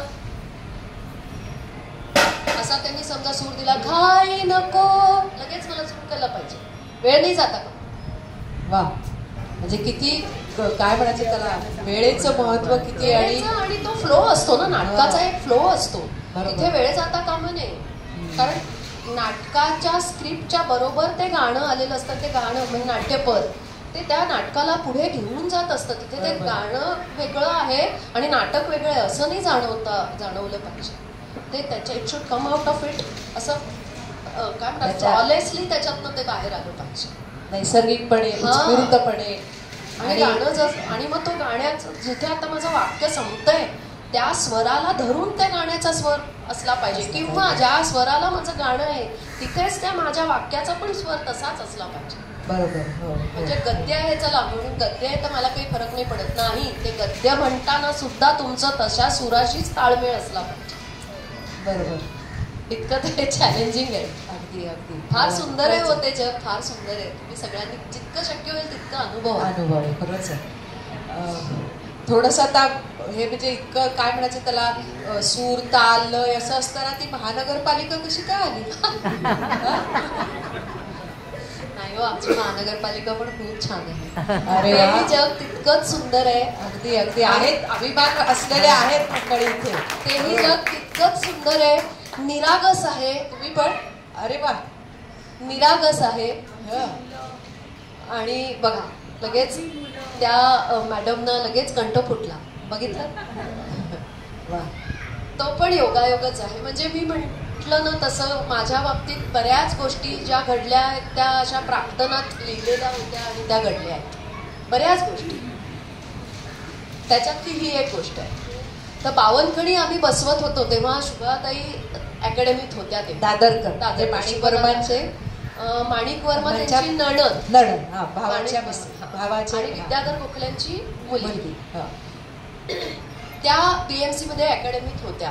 त्या नाट्याच्या पोस्टवर इन्स्ट्रक्टर होत्या. त्या अकॅडमीचंही नाटक बसवत होत्या, आमचंही नाटक बसवत होत्या. त्यांच्याकडची जी ऊर्जा आहे ती मी थोडीफार घेण्याचा मी प्रयत्न केलेला आहे. तर तेव्हा आमचे नाटकाचे प्रयोग वगैरे होत होते आणि त्यावेळी जाहिरात आलेली संगीत शिक्षकांची.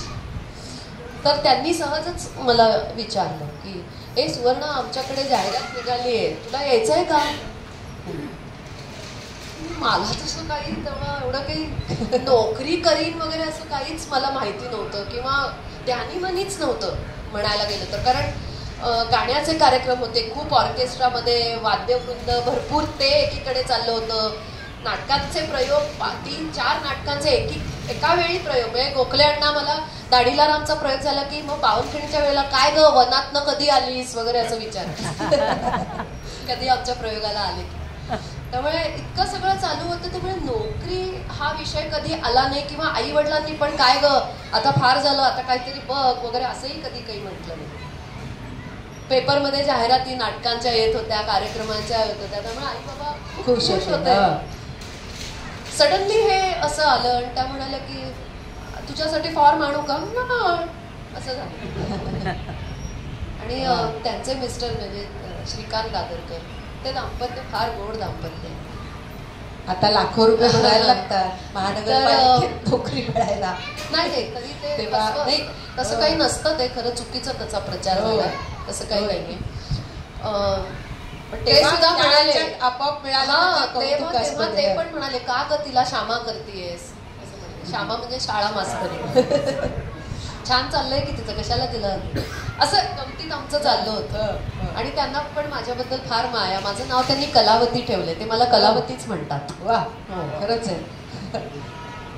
मग तो फॉर्म आणला, आम्ही भरला, तो हिंदू कॉलनीत जाऊन दिला. मग ते काय इंटरव्ह्यू काय झाला, त्याच्यातही निवडली गेले, लागले नोकरीला. असं झालं. पण त्याच्यात तर पुढे दिग्दर्शनाची संधी मिळाली. मी संगीत शिक्षिका म्हणून लागले. आणि अंधेरीचं आणि माझं नातं इतकं घट्ट की शाळा जेव्हा मला मिळाली, जे मुंबईतल्या शाळा ना सगळ्या BMCच्या, तुमची अशोकनगरला पण एक आता शाळा आहे, आकुर्लीची शाळा आहे. तर मी जिथे माझं माहेर आहे मुलुंडला, तिथे जवळच शाळा आहे, जवळच अगदी 1-1.5 मिनिटावर शाळा. तर माझ्या मनात त्याच्या हीच शाळा मला मिळून जाईल. मी इकडनं उठले की तिकडे शाळेत जाईल संगीत शिक्षिका म्हणून, GV स्कीमची शाळा. पण मला शाळा मिळाली चकाला. अंधेरी चकाला. का तर आमचा वायवा पण घेतला होता त्यावेळेला संगीत शिक्षकांचा. नुसतं इंटरव्ह्यू असा नव्हता, वायवा म्हणजे तुम्ही काय करता. तर मी नृत्य शिक्षिकेच्या कॅटेगरीत टाकलं होतं. तर त्या ह्याला एक ऍडमिनिस्ट्रेटिव्ह उपशिक्षणाधिकारी, त्या झोनच्या वेस्टर्न झोनच्या उपशिक्षणाधिकारी एक ऍडमिनिस्ट्रेटिव्ह पॅनलच्या म्हणून तिथे त्या इंटरव्ह्यूला होत्या. आणि हे मला नंतर कळलं, त्यांनी सांगितलं होतं की ज्या कागल आहेत ना त्या मला माझ्या सेक्शनला हव्या आहेत. त्यामुळे मी मुलुंडून उठून गेले अंधेरी चकाला. पण परत योगायोग असा झाला की अकॅडमिकच्या ज्या पोस्ट होत्या, इन्स्ट्रक्टर वगैरे, ती नृत्याची पोस्ट वेकेट झाली होती. आणि त्याला मी अप्लाय केलं. त्याच्यात पण परत वायवा झाला वगैरे आणि मी तिथे निवडले गेले. त्यामुळे 2 वर्षातच माझं अकॅडमिक प्रमोशन झालं. वा. पण 2 वर्ष जी काय मी मुलांबरोबर धमाल केली आहे ना, फार धमाल केली मुलांच्या बरोबर. वा. फार सुंदर. म्हणजे ते ज्या फायनान्शियल कंडिशन मधनं येतात, वडील बहुतेक मुलांचे वडील व्यसनाधीन झाले असतात, खूप मेंटली ते खूप डिस्टर्ब असतात. अशा मुलांच्या मध्ये आपण आपल्या सांगीतिक थोड्याशा योगदानाने त्यांचं जीवन आपण आनंदी करण्याचा आपल्याला देवाने संधी दिलेली आहे असं मला वाटलं त्यावेळेला. मला शिकवण्याचा मला काही तसा अनुभव नव्हता. आणि अशा मुलांना शिकवायचं की ज्यांना सूर ताल म्हणजे काय काहीच माहिती नाही. पण मला फार मजा आली आणि फार त्या मुलांनी मला खूप शिकवलं. म्हणजे मी शिकवलं पण त्यांनी मला काय काय गोष्टी शिकवल्या. म्हणजे प्रतिकूल परिस्थितीत कसं आपण राहावं हे मला त्यांच्याकडनं शिकायला मिळालं. खूप छान मज्जा आली मला. मग मुलांची निवड कशी करायची एक गंमत सांगते. म्हणजे सगळी मुलं काही सुरात असतात असं नाही. मग आपल्याला काही कार्यक्रम वगैरे खूप कार्यक्रम बसवायला लागतात. गायनाच्या बाई आल्या म्हटल्यावर पकडून पकडून कार्यक्रम येतात. हो बाई आता हे बसवा, आता हे आलंय हे बसवा वगैरे असं. त्याचं मला फार डोईजड व्हायला लागलं होतं ते. पण मग मुलं कशी निवडायची. मग मी काय करायचे, जनगण मन म्हणायला लावायचे मुलांना. मग जनगण मन म्हणतात बरोबर सुरात म्हणतात, पण जय हे असतं ना ते वर आहे. ते सगळी मुलं त्या स्वरात जात नाहीत. मग जे मूल त्या स्वरात जातं की त्या मुलाला निवड. वा वा. असे खूप माझ्या मी एक्सपेरिमेंट्स करत गेले मुलांच्या बरोबर. वा वा. आणि तिथे फक्त मराठी नाही, तिथे माध्यमांचे 8 माध्यमांच्या शाळा आहेत बरं का आपल्या. म्हणजे आपल्याला अभिमान असला पाहिजे. आपण मुंबईत राहतो आणि मुंबई महानगरपालिका एकमेव अशी महानगरपालिका आहे जी 8 माध्यमातनं शिक्षण देते. 8 माध्यम, मराठी, हिंदी, इंग्लिश, गुजराती, कन्नड, तमिळ, तेलुगू, उर्दू. त्यामुळे माझ्या इमारतीमध्ये मराठीच्या 2 शाळा होत्या, हिंदी, उर्दू अशा होत्या शाळा. मग कार्यक्रम बसवताना सगळीच मुलं आपल्या बरोबर येतात. फार मजा यायची. तो अनुभव वेगळाच आहे आणि खूप सुंदर अनुभव आहे. पण अनफॉर्च्युनेटली मी म्हणजे मुलांच्या दृष्टीने म्हणते, कारण मुलांनी फार रडून मला निरोप दिला, बाई आम्हाला विसरू नका वगैरे. मग मी अकॅडमीत आले. अकॅडमीत सगळे स्टॉलवर्ड्स होते, नाना मुळे, अर्चना तानेरे सगळे अकॅडमीत होते. त्यामुळे अशा लोकांच्याकडनं मला तिथे स्टाफ म्हणून असताना सुद्धा चांगलं मार्गदर्शन मिळालं नकळत. ओके. संस्कार मिळते. तिथे निदेशक पदावर का? हो. Okay okay. मग तेव्हा तिथे दादरकरबाई तेव्हा प्राचार्य झाल्या होत्या. मग त्यांनी अनेक आमची नाटकं बसवली. कट्यार बसवलं आमचं, जय जय गौरी शंकर. महानगरपालिकेच्या ह्याच्यामध्ये नाटकं करायला मिळाली. हा, म्हणजे बाहेर होतच होतं आणि इथे पण म्हणजे आमची बॅच लागल्या दादरकरबाईंनी आमचं कट्यार बसवलं. तेव्हा राम देशपांडे, आता डॉक्टर पंडित राम देशपांडे, शास्त्रीय संगीतातलं एक उच्च नाव, आता ते आमच्या बरोबर लागले होते. आमचं कट्यार, त्यांनी खासाहेबाची भूमिका केली होती, मी जरीनाची भूमिका. त्यामुळे तिथे पण संगीत नाटकांचा अनुभव मिळाला. आणि मग सगळे रिटायर होत गेले, काहींनी व्हॉलंटरी घेतली. असं करत करत करत 2011 साली चार्ज मी घेतला. विभाग प्रमुख म्हणून प्राचार्यपद माझ्याकडे आहे. ऍडमिनिस्ट्रेशनचा खूप मोठा भाग. ऍडमिनिस्ट्रेशन खूप महानगरपालिकेतली संस्था म्हटल्यानंतर ऍडमिनिस्ट्रेशन मी तर म्हणेन 60-70% ऍडमिनिस्ट्रेटिव्हच जास्त. त्याच्यातनं मग तुम्हाला तुमचे उपक्रम आणि सगळं तुम्हाला राबवावे लागतात. तो एक वेगळाच अनुभव आहे. उपक्रम करतो आपण, वर्कशॉप्स करतो, लेक्चर डेमॉन्स्ट्रेशन्स करतो, शिक्षकांसाठी. म्हणजे माझा मुलांशी थेट संबंध संपला. मग माझा मुलांशी संबंध संगीत शिक्षकांच्या माध्यमातून मुलांशी संपला. नंतर कोविडचा काळ आला. हो, मध्यंतरी मग मी 3 नाटकांचं दिग्दर्शन केलं. हा, ते दिग्दर्शन केलं मध्ये. म्हणजे काही काय म्हणतात ते जे एवढं सगळं रंगभूमीने मला दिलं ते काही प्रमाणात. हो, मला असं वाटलं, कारण शुभाताईंनी रिटायरमेंट घेतल्यानंतर संगीत नाटकाचा एक खंडच पडला अकॅडमीचा. पण मी प्राचार्यपद घेतल्यानंतर मला कुठेतरी वाटलं की आपण का प्रयत्न करून बघ, आपणही ते शिवधनुष्य उचलून पाहावं. तसं ते लग्न पाहावं करून घर पाहावं बांधून म्हणतात, तसं संगीत नाटक पाहावं बसवून, असं मी म्हणेन.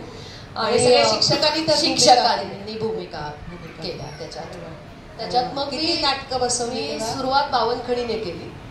बावनखणी म्हणजे आमचं काम की नाही, मी दिग्दर्शन केलं, कारण मला ऍडमिनिस्ट्रेटिव्ह भाग सांभाळून ते सगळं करायचं होतं. त्यामुळे भूमिका मी नाही करू शकत. आणि कसं मी प्रोफेशनल हे स्पर्धेच्या ठिकाणी परत तुम्ही काम करू शकत नाही. बरोबर. हा, तिथे ॲमॅच्युअर्स किंवा हौशी जे असतात त्यांनाच करावं लागतं. त्यामुळे आमच्याकडे जागतिक संगीत दिनानिमित्त आम्ही संगीत महोत्सव करतो अकॅडमीतर्फे. 1 ऑक्टोबर जागतिक संगीत दिन आम्ही साजरा करतो आणि त्याला धरून आम्ही एक 5 दिवसांचा 8 दिवसांचा महोत्सव करतो. तू आलीच होतीस त्या मयूर वैद्यचा कार्यक्रम. म्हणजे बाहेरच्या प्रतिथयश कलाकारांचा पण कार्यक्रम ठेवतो आणि आमच्याही शिक्षकांचा, विद्यार्थ्यांचा कार्यक्रम त्या महोत्सवात होतो. तर त्या महोत्सवामध्ये संगीत नाटक आम्ही सादर करतो. तशी ती आमची प्रथा होती. आणि मग जे बसलेलं संगीत नाटक असतं ते पुढच्या वर्षी होणाऱ्या राज्यनाट्य स्पर्धेला आपण ते नाटक स्पर्धेला घेऊन जातो. तसं. अरे वा. तर मग तसं मी केलं, महोत्सवासाठी बसवलं नाटक. स्पर्धेचं तेव्हा डोक्यात नव्हतं, पण सगळ्यांनी सांगितलं इतकं सुंदर नाटक बसलंय तर स्पर्धेलाही जाऊ दे. त्यामुळे स्पर्धेला बक्षिसं मिळालीच लगेचच. वा वा वा. म्हणजे ते तेव्हा असं झालं की अधिकारी वर्ग जे होते ते काय म्हणायचे ते जरा सांग. घैसासबाई. घैसासबाई सगळ्या गोष्टी धसास लावतात. घैसास आणि धसास असे वगैरे मला महानगरपालिकेच्या अधिकाऱ्यांनी कॉम्प्लिमेंट्स दिले. म्हणजे ती खरोखर कॉम्प्लिमेंट असेल. वा वा. एखादं काहीतरी गुणगुणून या टप्प्यावर थोडंसं काहीतरी गाऊन दाखव.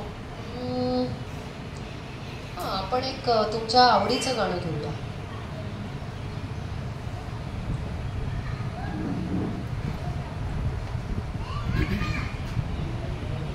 एखादा नुसता कार्यक्रम करायला पण हरकत नाही ना गाण्याचा, फक्त निव्वळ गाण्याचा.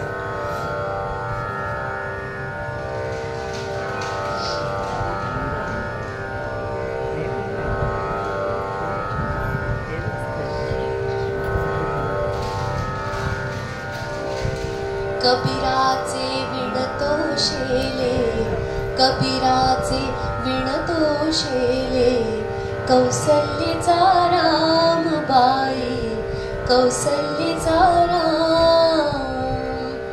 भाबड्या या भक्तासाठी देव करी काम, कौसल्येचा रामबाई, कौसल्येचा राम एक एक तारी हाती भक्त गाई गीत एक एक तारी हाती भक्त गाई गीत एक एक धागा जोडी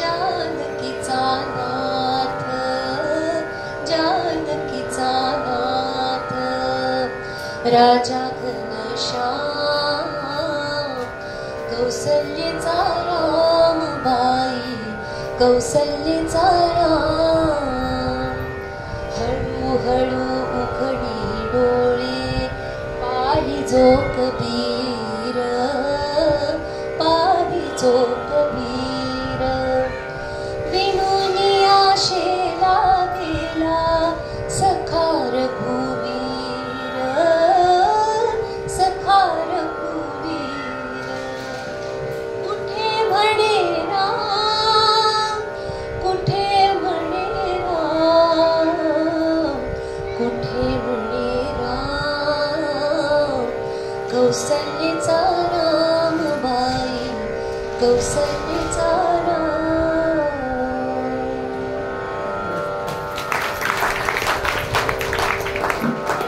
आपण संगीताकडे जाऊया. फिरोज दस्तूर पंडित फिरोज दस्तूर यांच्याकडनं तू गाण्याचा संथा घेतल्यास. किती वर्ष गाणं शिकलीस? गाणं आधी मी आमच्या एक स्थानिक आमच्या एक होत्या बाई त्यांच्याकडे लहान असताना थोडंसं शिक्षण झालं. आई वडील शिकवत होते. गुरु म्हणून जे विधिवत जे हवं ते अनफॉर्च्युनेटली मला गायनाच्या बाबतीत झालं नाही. पण म्युझिक डिपार्टमेंटची माहिती मिळाली आणि मुंबई युनिव्हर्सिटीची तिथे मी गेले आणि पंडित फिरोज दस्तूर मला गुरु म्हणून लाभले तिकडे. त्यामुळे BFA केलं तोपर्यंत 5 वर्ष त्यांच्याचकडे झालं आणि नंतर परत 5 वर्ष मी त्यांच्या घरी जाऊन परत अंधेरीच की काय? नाही, लॅमिंटन रोडला राहायचं ते. पण तेव्हा लग्न झालं होतं, शंतनू पण झाला होता, अकॅडमीत पण होते, सगळं सांभाळून मी त्यांच्याकडे. मला ते आठवते काय माहितीये का की ते मगाशी म्हणत असं की फुलपाखरासारखं हे नाटक संगीत हे सगळं. त्याच्यात एक असं वाक्य आहे की आता वसंत ऋतू आहे, the butterfly jumping from flower to flower love letters of spring god. म्हणजे वसंताची प्रेमपत्र. तसं मला वाटतं तू जीवनातला वसंत ऋतू अनुभवलास खूप छानपैकी. अजूनही गातेस तू अनेक मैफिलींमध्ये. आता सध्या कुठच्या मैफिलींमध्ये गातेस? नाट्यसंगीताच्या मैफिली होतात, सुगम नाट्य, भक्तिगीत, भावगीत याचा मैफिली होतात.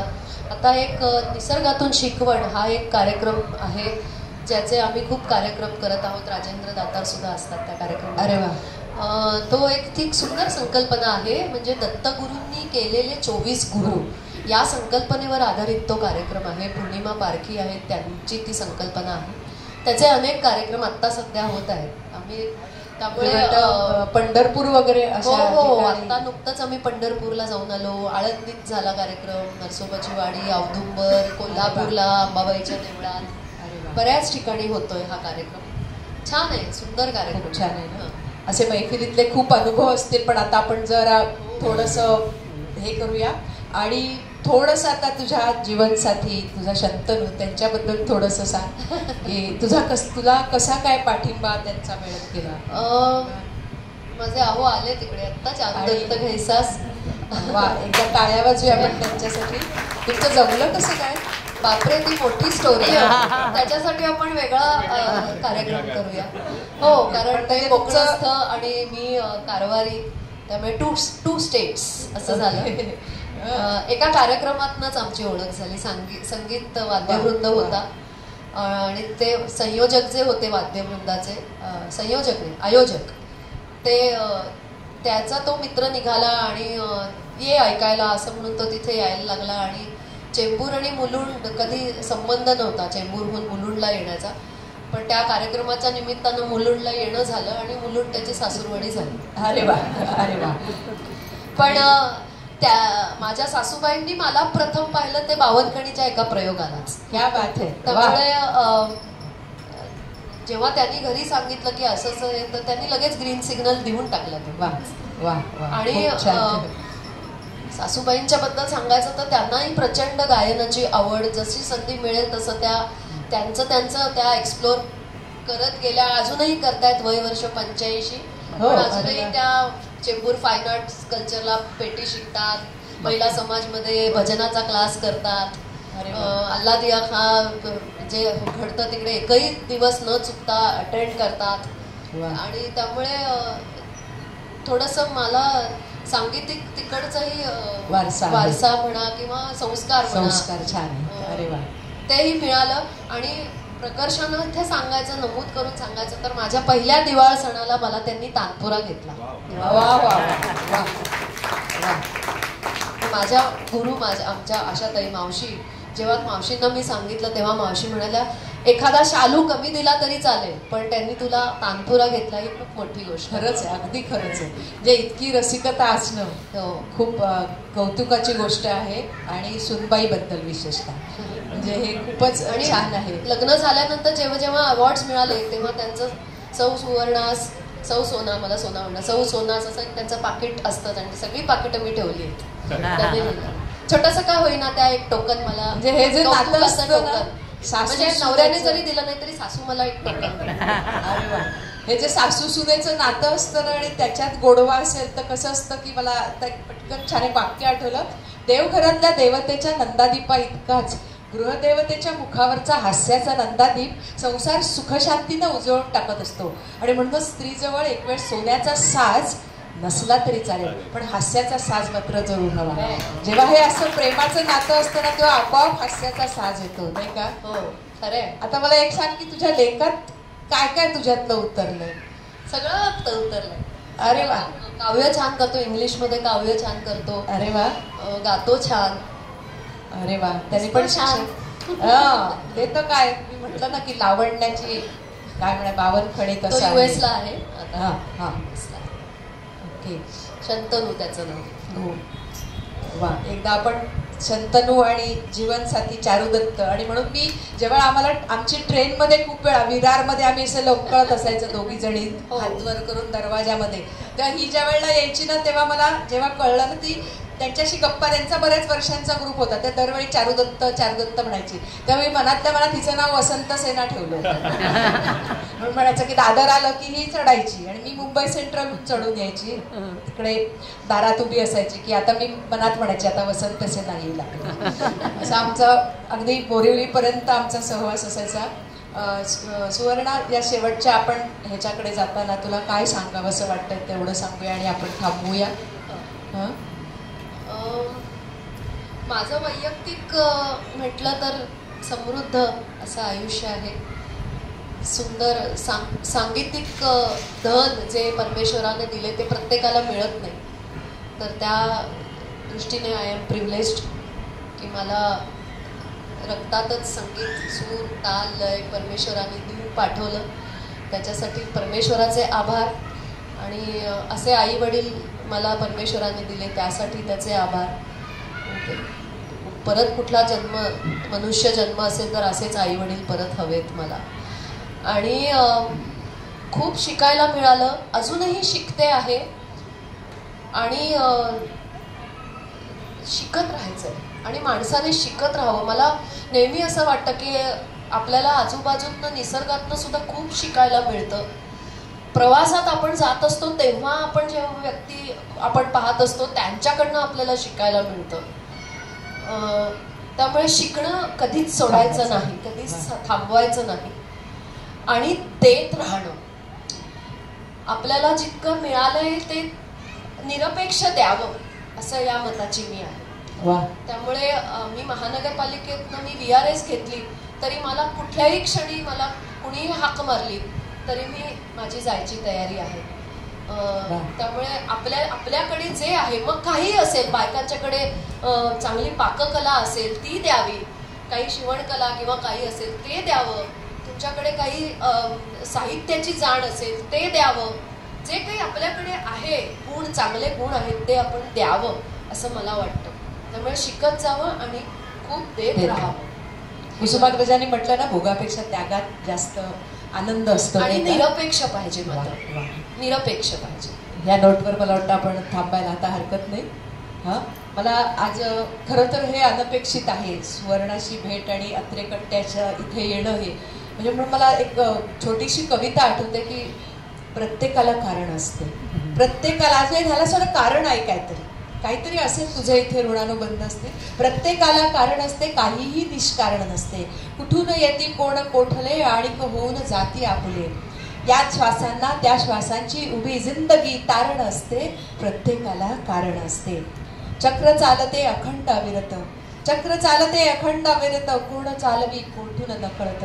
त्या चक्राच्या दैवगतीला सत्कार्याचे सन्मार्गाचे वंगण असते. प्रत्येकाला कारण असते. तुमचे माझे नाते काही, आणि आज मला इथं बोलावलं परत, तुमचे माझे नाते काही कदाचित गतजन्माचेही, हे तर मी मान्यच करते.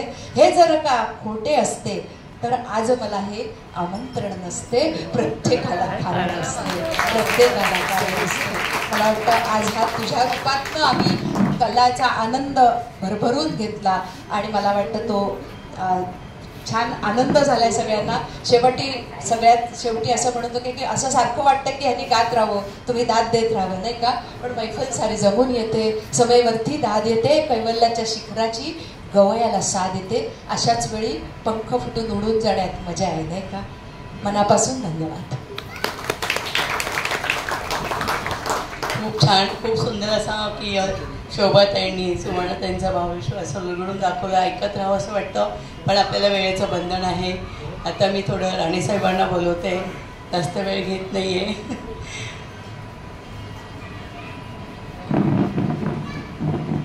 मी गात राहावं आणि दात देत राहावं असं तुम्ही म्हणाला. काही लोक म्हणाले की पार्ट 2 कधी करायचा. तर मला वाटतं पार्ट 2 करावंच लागेल. तर आता घड्याळाकडे काटा फारच थोडे सरकलेले आहेत. आमचा अत्रे कट्ट्याकडून तुमच्या महान कार्याला एक छोटीशी भेट, एकदम छोटीशी भेट.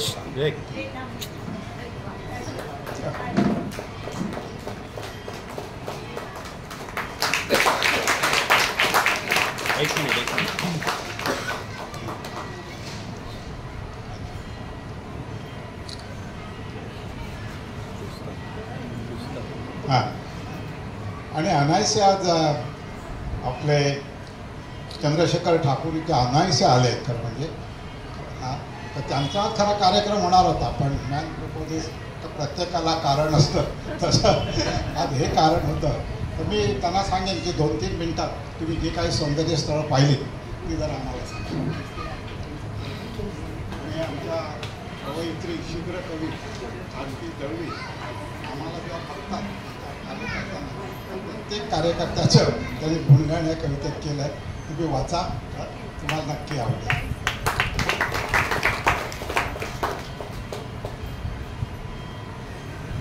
राणेसाहेब म्हणाले तसं आज शोभाताईंच्या जागी मी असणार होतो, पण कार्यक्रम रद्द झाला, कारण अपरिहार्य आहे. पण माझ्या दृष्टीने ती इष्टापत्ती आहे की नाहीतर मग ताईंचा कार्यक्रमाला ऐकता आला नसता, त्यामुळे मला ते काहीतरी कारण असतं. आणि मला आठवण झाली, आकाशवाणीचा त्यांनी उल्लेख केला. बऱ्याच वर्षापूर्वी आकाशवाणी मुंबई ब कमलिनी विजयकर एक कार्यक्रम सादर करत असत. त्याचं नाव होतं आपली आवड. तर त्याला श्रोत्यांची जी मागणी असे त्याप्रमाणे गाणी लावली जात असत. आणि ती श्रोत्यांची मागणी इतकी असे की नावं वाचता वाचता गाण्यांची संख्या कमी व्हायला लागली. सांगलीहून अमुक, परभणीहून तमुक सांगताना गाण्यांची संख्या कमी व्हायला लागली. त्यावेळी बाळासाहेब ठाकरेंनी मार्मिकमध्ये एक व्यंगचित्र काढलेलं मला आठवतं. त्याने लिहिले, कमलिनी विजयकर सर कागदाचं लांब लचक भेंडळं नावा वाजतायत. आणि मग कमलिनी विजयकर म्हणतात, आता गाणं ऐकूया पुढल्या बुधवारी. तसं मगाशी शोभाताई जो परिचय करून देत होता त्यांनी तो संक्षिप्तातच करून द्यायला म्हणून बरं झालं, कारण ताईंचा परिचय एवढा मोठा आहे. कदाचित असं म्हणायला लागलं असतं आता आपण मुलाखत घेऊया पुढल्या शनिवारी. खरंच एवढं महान व्यक्तिमत्व आहे. आणि 14 विद्या 64 कला असा वाक्प्रचार आपण नेहमी ऐकतो. खरोखर सुवर्णताईकडे बघून वाटतं 14 विद्या 64 कला निश्चितपणे एवढ्या कला त्यांच्या अंगात आहेत तसं. आणि मुलाखत कशी घ्यावी, आतापर्यंत मी नेहमी सांगत असते, मुलाखत कशी घ्यावी, मुलाखतकार कसा असावा, शोभाताई नाकरेंसारखा. पण ताई प्रामाणिकपणे सांगतो, मुलाखत कशी द्यावी हे तुम्ही उदाहरण आहात. कारण एवढं प्रांजळपणे बोलणं काही हातचं न राखता हे खरंच महत्त्वाचं आहे. आणि त्यांनी जे काही भावूक क्षण देखील मध्ये पुरवले ना, जसं रेडिओवर ते मुलीचं नाव ऐकल्यावरती आई वडिलांना कसा आनंद झाला असेल हे डोळ्यासमोर उभा राहतं. मला आठवतं माझा टी व्हीवर कार्यक्रम झाला, माझी 85 वर्षाची आई ज्या प्रकारे रिॲक्ट करत होती, म्हणजे इतके छान क्षण त्यांनी त्याच्यामध्ये पुरवले आमच्या ताईंनी. आणि मोकळेपणाने नॉर्मली कलाकार रिझर्व्ड असतात, माझा असा अनुभव आहे. मागाशी मी त्यांना आल्यावर भेटतो तेवढे मलाही माहिती नव्हतं एवढ्या त्या साभी नाही बोलतील वगैरे, म्हणतं थोडेसे कलाकार रिझर्व्ड असतात. पण ताई ज्या मोकळेपणाने बोलल्या ना, आणि त्या तुमच्या चेहऱ्यावरती बोलताना वक्तृत्व तर आहेच, अभिनय देखील होता, पण त्याच्यात नाटकीपणा जरा देखील नव्हता हे मला मुद्दाम नमूद आहे. आणि चेहऱ्यावरचं जे हास्य आहे ते सगळं तुमच्या कर्तृत्वाचं. तरी सुद्धा त्या अमराठी असून सुद्धा त्यांनी दिग्दर्शन करताना प फ ब भ म कसं सुधारायचं हे मला काल त्यांनी प्रात्यक्षिक दाखवलं. प्रधान किती गोष्टी टाळू आणि किती घेऊ. हो, थोडक्यात सांगते, हे तुम्ही नाही रेकॉर्ड केलं तरी चालेल. आता तुम्ही आपसात बोलताना एकमेकांना बरोबर करायचं बरं का. हे मी तुम्हाला एक काम देणार आहे आता. You have to correct each other. आपल्याकडे प फ ब भ हे आहे की नाही बाराखडीत, पण आपण फळवाल्याकडे गेलो. मी फळं घ्यायला जातीये, मी फुलं घ्यायला जातीये. फूल, फूल म्हणजे FOOL आहे इंग्रजीतलं. आपलं फूल आहे, फूल. चाफा बोले ना, गाणं नीट ऐकाच लताबाईंनी कसं गायलंय ते. चाफा, चाफा नाही येते. कोकणातले छान फणस आले, फ नाही येते, ते फ आहे, फ. त्यामुळे आता कोणी आपलं काय म्हणतो आपण इन्व्हॉलंटरीली ते बोलून जातो. आता इतकं ते आपल्या, मला हे फार आवडतं, फार नाही फार आवडतं. हे मला रजनी जोशींनी मला करेक्ट केलं आणि ह्या उदाहरणासहित त्यांनी करेक्ट केलं की अगं सुवर्णा, आपल्याकडे फ अक्षर नाहीये, आपलं फ आहे. आपण प फ ब भ म्हणतो का? म्हणताना आपण प फ ब भ म्हणतो की नाही? मग बोलताना फ काय येतं? तर ह्या काही गोष्टी मला ज्या साहित्यिक ज्या शिकायला मिळाल्या त्या संगीत नाटकांमुळे. Thank you so much. नाही आणि काल बोलता बोलता झालं तर फार गमतीशीर आहे आणि आपल्याला हे माहिती आहे, पण आपल्या रोजच्या जीवनात आपण ते विसरून जातो. आणि सारांशाने सांगायचं म्हणजे विद्या विनयेन शोभते हे आपण नेहमी ऐकतो, त्याचे ज्वलंत उदाहरण आहे. एवढ्या विद्या एवढ्या कला त्यांच्या अंगात असून देखील इतका विनय त्यांच्या ठाई ठाई चेहऱ्यावरती आहे. आणि सगळ्यात एक कार्यक्रमाचा आयोजक म्हणा, निवेदन वगैरे मी करतो, पण एक गोष्ट लक्षात आली माझ्या अशी की एवढा मोठा कलावंत 24 तासांच्या निमंत्रणावरनं कार्यक्रम करायला येत नाही. म्हणजे अवेलेबल असेल तरी सांगतात वेळ नाही, कारण ते इगो असतो, आयतडी कोण नाही म्हणून मला बोलवतोय. एवढा मोठा कलावंत आला, खरोखर ताई ही खूप महत्वाची गोष्ट आहे माझ्यासारख्या माणसांसाठी. आपल्याला उदंड आयुष्य.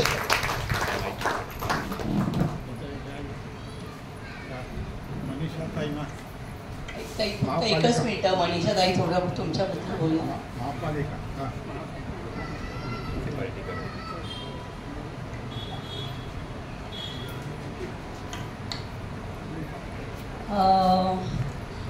राणे साहेबांनी सकाळी फोन करून विचारलं होतं, या ताई आहेत आलेल्या, त्यांची तुमची काही ओळख? पण माझी त्यांची तशी ओळख काहीच नाही. फक्त आम्ही अकॅडमीमध्ये असायचो 3ऱ्या मजल्यावर आणि 2ऱ्या मजल्यावर तुम्ही ना, 2ऱ्या मजल्यावर ताई असायच्या. नावाने मी ऐकलं होतं, पण प्रत्यक्ष माझी तोंड ओळख कधीच झाली नव्हती.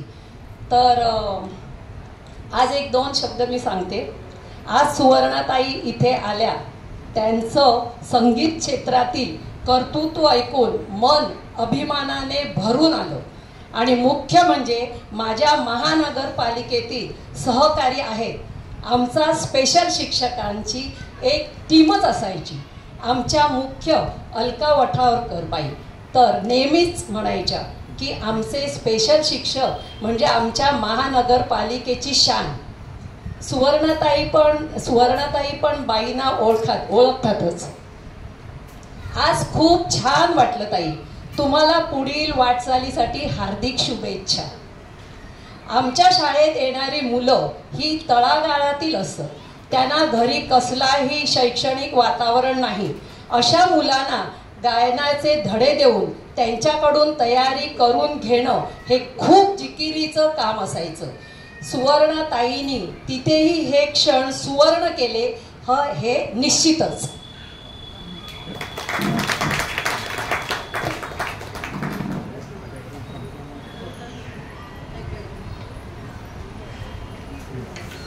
नमस्कार.